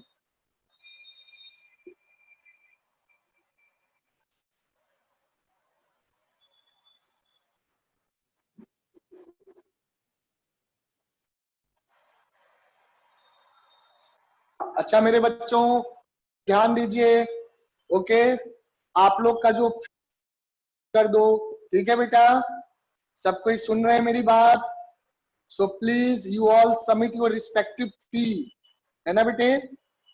So you can, I am also in trouble due to corona, so I am dependent on the fee received by my students only. So it's the duty of my students to give the fee on time.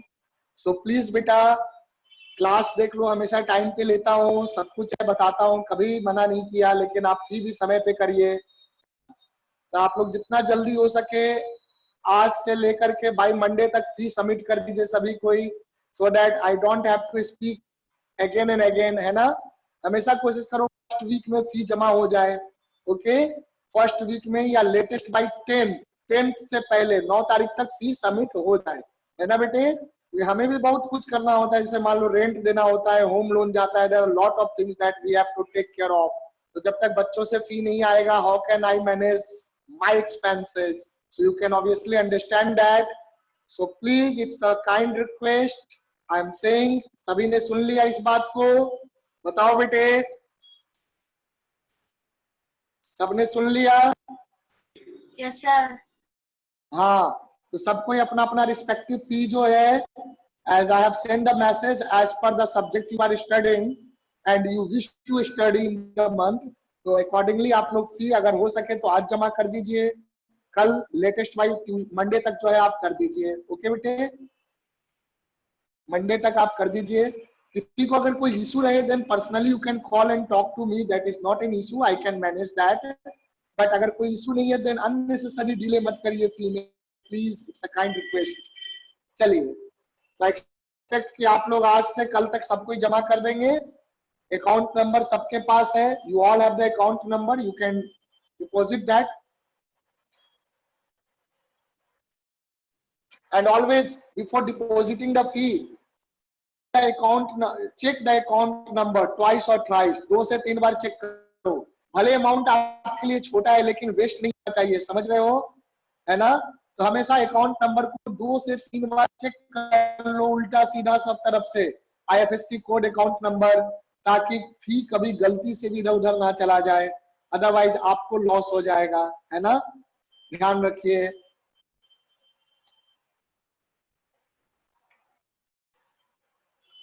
चलिए देखिए, तो we are going to discuss the parallel plate capacitor. सारा का सारा पढ़ाई capacitor में parallel plate capacitor पे ही है बेटा। तो पैरेलल कैपेसिटर ऐसे भी इंपॉर्टेंट बन जाता है टॉपिक आपके लिए। प्लेट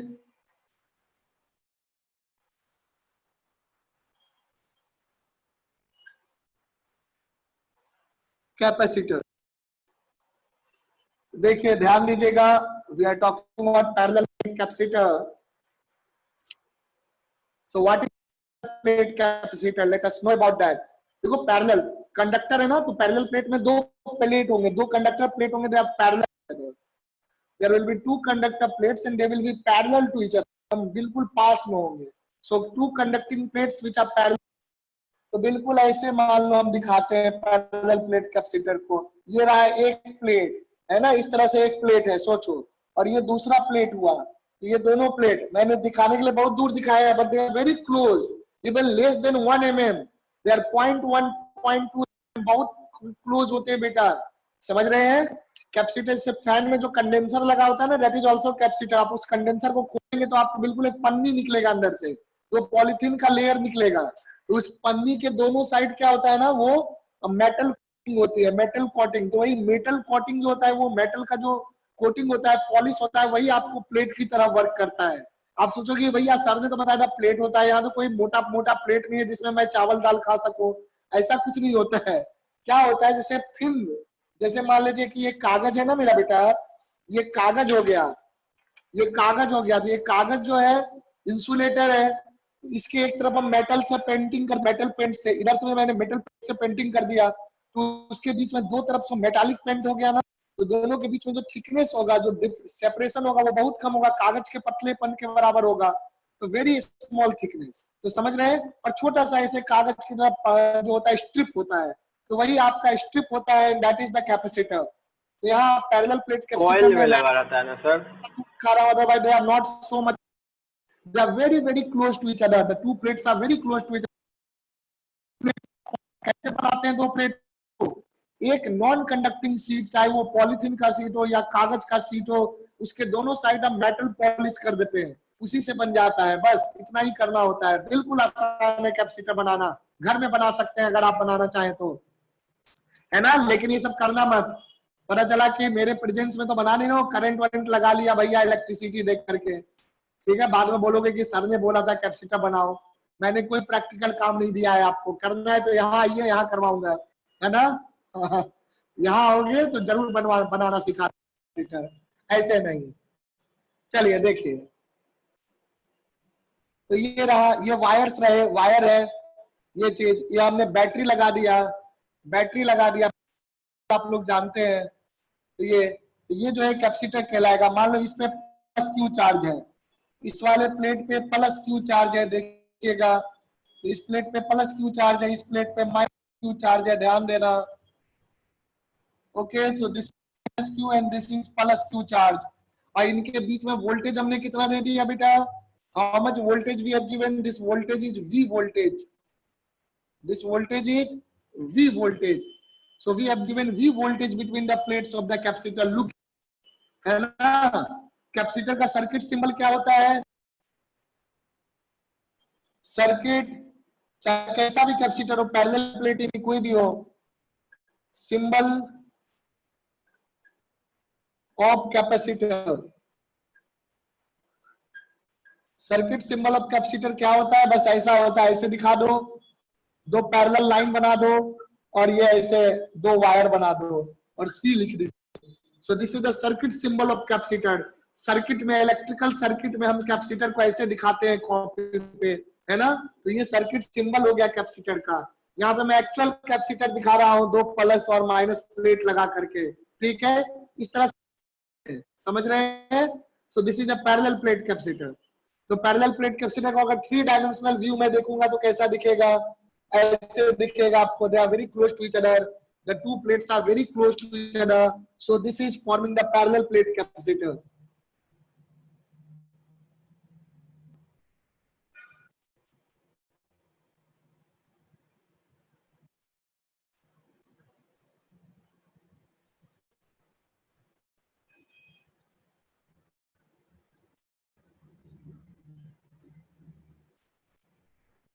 yes,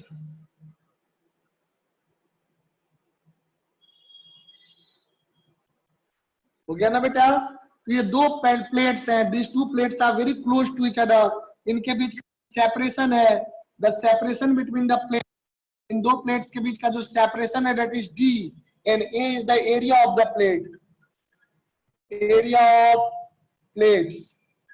चलो इसको नोट करो, फिर पैरेलल प्लेट कैपेसिटर का कैपेसिटेंस फार्मूला डिराइव करेंगे, है ना। फार्मूला, फिर उस फार्मूले पे आप क्वेश्चन कर पाओगे। चलो इसको जल्दी से कर लो मेरा बेटा note, come on everyone, note it down. Circuit symbol भी इंपॉर्टेंट है, ध्यान रखिएगा।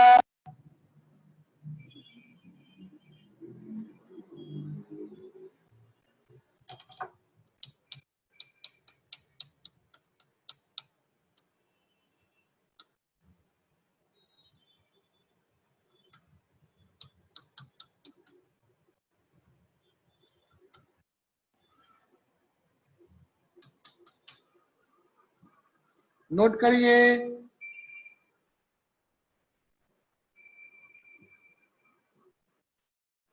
सर ये जो 3D में फिगर बना है वो भी बनाना है क्या? बना लो, अच्छी बात है, 2 मिनट तो लगेगा, समझने में क्लियर हो जाएगा।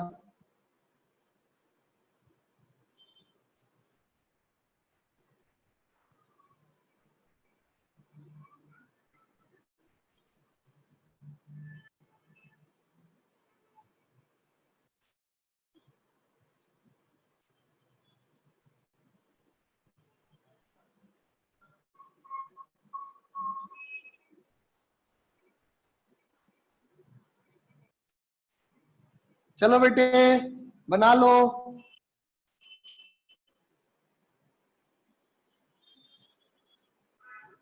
मैं बस साइड वाला, सामने वाला फिगर दिखा रहा हूं तो ऐसा दिखेगा, वैसे ये पूरा प्लेट है इस तरह से, है ना, याद रखिएगा।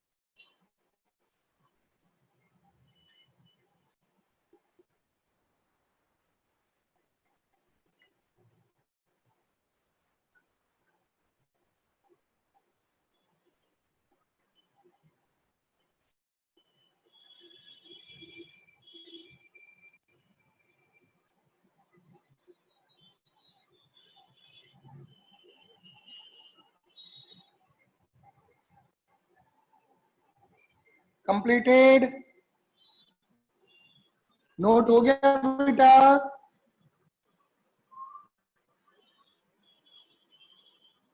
Is the note completed? Tell me. Yes sir. Okay, सबने कर लिया। चलो कैपेसिटेंस डिफाइन करते, डिराइव करते हैं।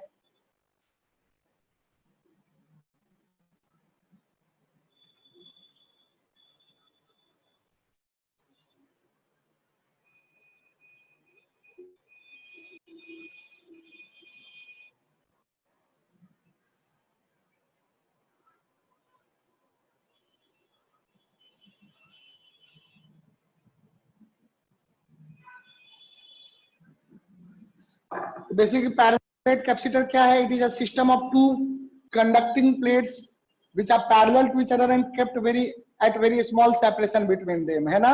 It is a system of two conducting plates kept parallel to each other at very small separation between them. तो capacitance of parallel plate capacitor हम लोग निकालेंगे. We will find the capacitance of a parallel plate capacitor. Parallel plate capacitor. So we will find the capacitance of a parallel plate capacitor. देखिएगा, ध्यान दीजिएगा. So capacitance of a parallel plate capacitor. So अब हम लोग derive करने जा रहे हैं formula of the capacitance of parallel plate capacitor. सामने ध्यान देना सभी को. थोड़ा दूर दिखाऊंगा ताकि आपको क्लियर दिखे, वरना आप ये जानते हैं कि प्लेट्स बहुत ही क्लोज होते हैं, बहुत कम सेपरेशन पे होते हैं. तो ये आपको बस दिखाने के लिए इतना दूर दिखा रहा हूँ. D is the separation between the plates of capacitor. A is the area of the plate, है ना. क्यू चार्ज है, इस पे माइनस क्यू चार्ज है, इस पे प्लस क्यू चार्ज हो गया, इस पे माइनस क्यू चार्ज हो गया. ठीक है. और प्लेट्स के बीच का जो वोल्टेज है, the voltage between the plates of capacitor is V. अच्छा, आपको पता है ना प्लेट के कारण जो इलेक्ट्रिक फील्ड होता था, electric field sigma by 2 epsilon not होता था, याद करो. तो यहाँ इलेक्ट्रिक फील्ड क्या हो जाएगा? अगर मैं इस पॉइंट पे इलेक्ट्रिक फील्ड की बात करूं तो इलेक्ट्रिक फील्ड प्लस से माइनस की ओर होगा, इधर होगा electric field. So electric field between the plates of capacitor क्या हो जाएगा? Since electric field between the plates of capacitor. ध्यान दीजिएगा, electric field between the plates of capacitor that is E. देखो ये यहां पर इसके कारण सिग्मा क्या हो जाएगा, sigma is per unit area, charge per unit area that is sigma will be equal to Q by area, होगा ना। प्लेट पे चार्ज कितना है, क्यू है, और एरिया कितना, Q by area, Q by A equal to sigma. यहाँ पर एक लेयर है ना, सिंगल लेयर ऑफ चार्ज है ना, सिंगल चार्ज के कारण फील्ड क्या होता था, नियर द कंडक्टर या near the surface sigma by 2 epsilon naught, याद आ रहा है, sigma by 2 epsilon naught was the field due to a single layer of charge. और इसके कारण भी हो जाएगा माइनस सिग्मा है तो इसका भी सिग्मा बाई 2, इसके कारण में फील्ड इधर होगा और इसके कारण भी फील्ड इधर होगा, तो दोनों का फील्ड ऐड हो जाएगा, फील्ड इधर हो जाएगा, नेट फील्ड, तो ये नेट फील्ड आ जाएगा, तो नेट फील्ड ई हो जाएगा, ई प्लस भी इधर होगा, माइनस भी इधर होगा। ध्यान से देखिए, निगेटिव चार्ज का फील्ड भी इधर ही होगा, तो यानी कि नेट फील्ड जो हो जाएगा that is plus plus E minus, positive charge दोनों का फील्ड हम ऐड कर देंगे और दोनों का फील्ड सेम डायरेक्शन में ऐड हो जाएगा। कितना आ जाएगा, magnitude, therefore magnitude of the electric field that is E will be equal to sigma by 2 epsilon naught, sigma by 2 epsilon naught, दोनों का इतना ही होगा, तो फील्ड क्या हो जाएगा बेटा, sigma by epsilon not, sigma क्या हो गया मेरा बच्चा, Q by A, so Q by epsilon naught A, ठीक है। तो ये फील्ड आ गया ना। अब relation between field and potential हमने पढ़ा था, तो हम क्या जानते हैं, since V equal to E into d, याद आ रहा है, क्या पढ़ा था आपने, delta V equal to minus E dot delta r, याद आ रहा है। तो मैग्नीट्यूड अगर देखेंगे तो पोटेंशियल देख लो, यहां से यहां तक का वोल्टेज क्या है, V है, और बीच में इलेक्ट्रिक फील्ड कितना है, और डेल्टा आर, सेपरेशन क्या हो गया, डेल्टा आर क्या हो गया, डी, तो V को लिख सकते हैं ई डी, है ना। अगर आप साइन करना चाहते हैं तो ऐसे देखो, delta V equal to minus E dot delta r, ऐसे करो। यहां से किससे जा रहे हैं, प्लेट ए से यहां जा रहे हैं, मान लो 1 से 2 जा रहे हैं, पोटेंशियल ज्यादा होगा, पॉजिटिव प्लेट है, तो V plus minus V minus equal to minus E dot D r, हम किधर मूव कर रहे हैं, इधर कर रहे हैं, है ना। पॉजिटिव से निगेटिव से पॉजिटिव जाएंगे तब ना पहुंचेंगे यहाँ, निगेटिव से पॉजिटिव, तो डेल्टा V का मतलब है चेंज, तो माइनस से प्लस जाओगे तो फाइनल हो जाएगा प्लस, तो V plus minus V minus, V plus minus V minus, तो आप मूव किधर किए, डेल्टा आर इधर है और E इधर है, तो E और डेल्टा आर के बीच क्या हो गया, E और डेल्टा आर के बीच का एंगल 180 डिग्री हो गया, तो E इंटू डेल्टा आर का मैग्नीट्यूड क्या हो जाएगा, D, और cos 180 डिग्री, cos 180 माइनस 1 होता है, तो क्या आ जाएगा, E इंटू डी आ जाएगा, और V plus minus V minus क्या होता है, V होता है। तो ये रहा एक्सप्लेनेशन, से आप देख सकते हैं, ये बात समझ में आया। इलेक्ट्रिक फील्ड इधर है, हम निगेटिव से पॉजिटिव प्लेट जा रहे हैं, तो ये इनिशियल हो गया, और ये पॉजिटिव वाला पोजीशन हो गया फाइनल, तो minus initial that is V plus minus V minus, positive plate minus potential of negative plate that is equal to minus E dot delta, relation जो आपने आज पढ़ा है, तो माइनस ई का मैग्नीट्यूड डॉट प्रोडक्ट क्या होता है, AB cos थीटा होता है, तो E का हो गया E, डेल्टा आर का मैग्नीट्यूड हो गया D, और cos थीटा देखो ये इधर है और ये इधर है, तो cos थीटा cos 180 डिग्री, तो cos 180 माइनस 1 होता है, तो minus minus plus, so V equal to ED, is that clear. तो since V equal to ED, explanation side में लिख लेना, दिस इंप्लाइज V क्या हो जाएगा मेरा बेटा, V क्या हो जाएगा, जल्दी बताओ, V क्या हो जाएगा, V हो जाएगा E इंटू डी, E, तो E इंटू डी, E हो गया Q by epsilon not into D, is that clear, यहां तक क्लियर हुआ, बताइए, ये क्लियर हो गया, देखो अच्छे से। Therefore बाय डेफिनेशन कैपेसिटेंस क्या हो जाएगा? कैपेसिटेंस का फॉर्मूला क्या होता है? C equal to Q by V. याद करिए, चार्ज अपॉन पोटेंशियल, तो क्यू बाई वी, तो Q divided by V, V क्या आ गया? Q D by epsilon naught A, तो Q into D by epsilon naught A, ये आ गया। तो जब डिवाइड करेंगे तो क्यू क्यू कट जाएगा, क्या आ जाएगा? एप्सिलॉन नॉट ए बाई, ध्यान से देखो, epsilon naught A by D, क्या आ जाएगा? Epsilon naught A by D. Is that clear? समझाइए। What it will be? Epsilon naught A by D. ध्यान से देख लीजिए, ये क्लियर हो गया मेरा बेटा? Is this clear? बताओ Sir, बच्चों। हाँ sir, बोलो Q by epsilon naught A कहाँ पे है? बोलो बेटा। ये समझा? Sigma by two epsilon not, sigma by two epsilon not समझा? ये समझा? पहले ये बताओ। Yes, No, sir. sir. आपने पहला चैप्टर पढ़ा था, भूल गया? कल टेस्ट भी है। पहले चैप्टर में पढ़ा था कि किसी भी कंडक्टिंग चार्ज, कंडक्टिंग के कारण जो फील्ड होता है, फील्ड की वैल्यू होती है sigma by two epsilon naught. याद आ रहा है? गॉस लॉ के एप्लीकेशन में याद Yes, करिए। sir. Yes, sir. तो बेटा याद करो, बार बार प्रैक्टिस करो, मेरे बोलने पे करोगे तब तो भूल जाओगे, है ना?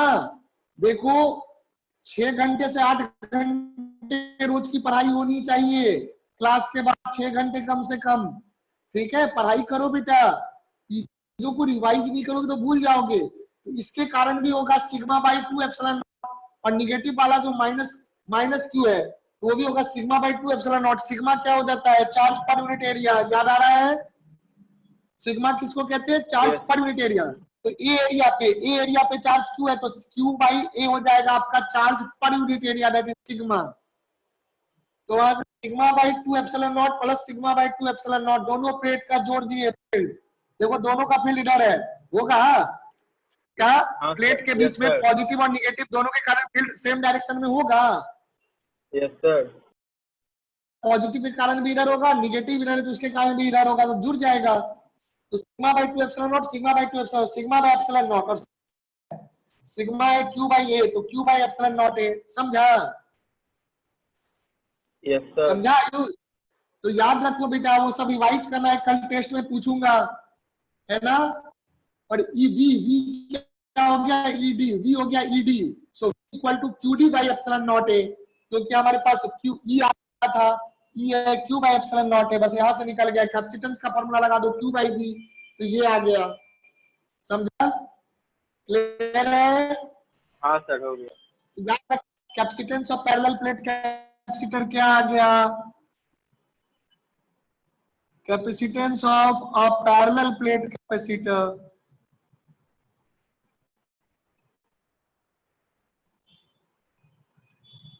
C equal to epsilon naught A by d, epsilon naught A by D.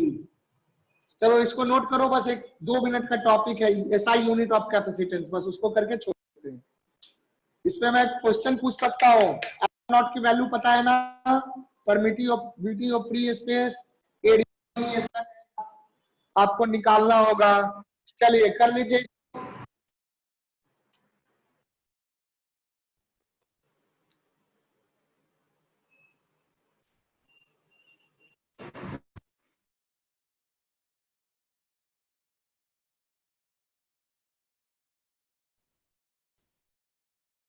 very important proof it is. VBI. Even the formula is also VBI.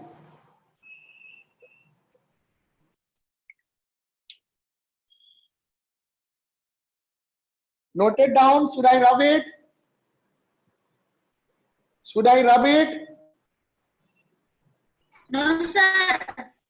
अच्छा कर लो, जल्दी जल्दी लिखो बेटा।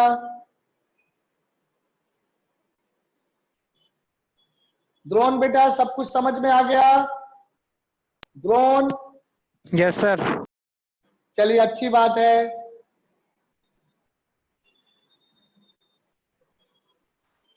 जल्दी से नोट कंप्लीट करिए। Oh, yes, sir. ओके, किसी का बचा नहीं ना, मैं रब कर रहा हूं।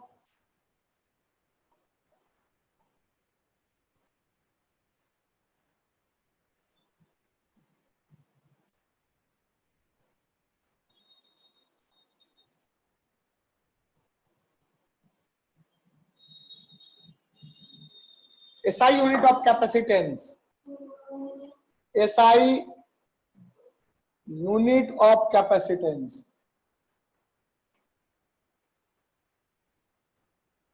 बेटा आप फॉर्मूला से देखिए, फॉर्मूला क्या कहता है, since C equal to Q by V, तो Q क्या हो गया, charge. So therefore SI unit क्या हो जाएगा, SI unit will be 1 coulomb per volt, 1 coulomb per volt, यानी कि आप इसको कह सकते हैं C into V to the power -1, है ना। कूलम के लिए Q यूज करते हैं ना, ओके, कूलम है ना, पर वोल्ट ऐसे लिख दो, यानी कि C V to the power -1, V for volt, voltage के लिए V यूज होता है, वोल्टेज का ऐसा यूनिट क्या है, वोल्ट, वोल्ट के लिए V यूज होता है ना। वो हमने देखा था जब हमने पोटेंशियल पढ़ा था, तो उसको डिफाइन किया था, ये चीज है। अब नोट में जान लो, 1 कूलम पर वोल्ट को क्या कहते हैं, एक नाम दिया जाता है, माइकल फैराडे के नाम है। Michael Faraday was a very great scientist.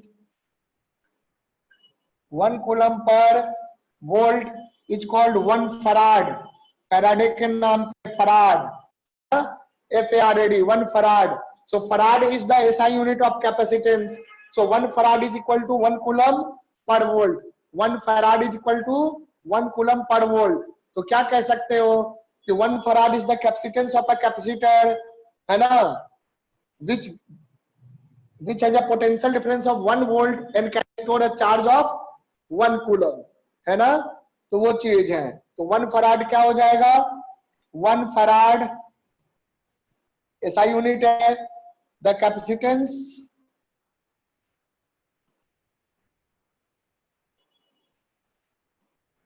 of a capacitor that can store a charge of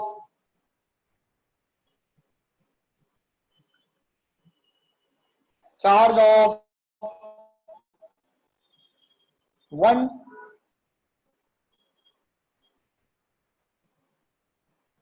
coulomb on it for a potential difference of, for a voltage of 1 volt across it, it's called 1 farad।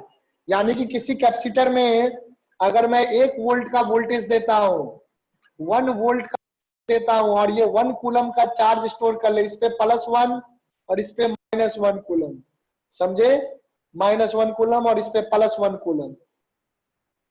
1 coulomb मतलब positive वाले पे +1 और negative वाले पे -1, तो उसको कहेंगे charge on capacitor is 1 coulomb, है ना। So the capacitance of a capacitor that can store a charge of 1 coulomb on it for a potential difference of voltage of 1 is called 1 farad. So this is the definition of 1 farad, note it down। अब बेटा 1 farad बहुत बड़ा unit होता है, क्योंकि 1 coulomb का charge चाहिए, और 1 कूलम का चार्ज मैंने बताया था कि शुरुआत में जब मैंने पढ़ा रहा था कि 1 कूलम इसमें और 1 कूलम इसमें रखो और उसको होल्ड करो, तो लगेगा कि आप माउंट एवरेस्ट से भी बड़े पहाड़ के बराबर वजन लगाना पड़ेगा। तो ये तो बहुत बड़ा चार्ज है ना 1 कूलम। तो that's why we defined a smaller unit for capacitor, microfarad, nanofarad, picofarad। तो माइक्रोफराड ये सब लिख लो, स्मॉलर यूनिट्स क्या हो जाएंगे, ये डिफाइन मैंने करा दिया। इसके बाद लास्ट में मैं स्मॉलर यूनिट्स लिखा देता हूं, because 1 farad is very large units, therefore we use smaller units like, since 1 farad,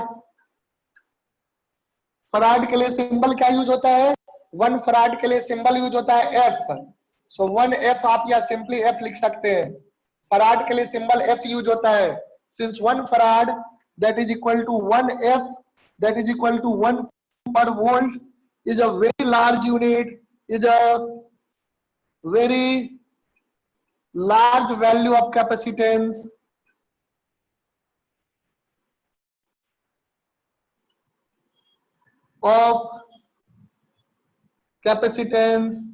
so we use smaller values, smaller units, like smaller unit क्या हो जाएगा, जैसे 1 माइक्रोफराड, तो 1 माइक्रोफराड का मतलब क्या हो गया, 1 into 10 to the power micro मतलब 10 power minus 6 farad.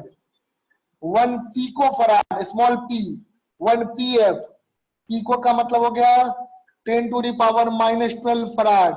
1 nano farad, nano का मतलब होता है 10 to the power minus 9 farad. तो हम ये स्मॉलर यूनिट्स यूज करते हैं बेटा, है ना। अब जैसे 10 नैनो फराड है तो 10 in the power minus 9 farad, समझा, ऐसे हो जाएगा। So micro farad, pico farad, nano farad, pico farad, these are the smaller units. Nano के लिए 10 to power minus 9, 10 power minus 6, pico के लिए 10 पावर माइनस 12 यूज करते हैं। Is that clear? तो आज हम लोग यहीं तक रखते हैं और इसके आगे नेक्स्ट क्लास में जानेंगे कैपेसिटर के बारे में बेटा। So I am going to lecture today at this point itself.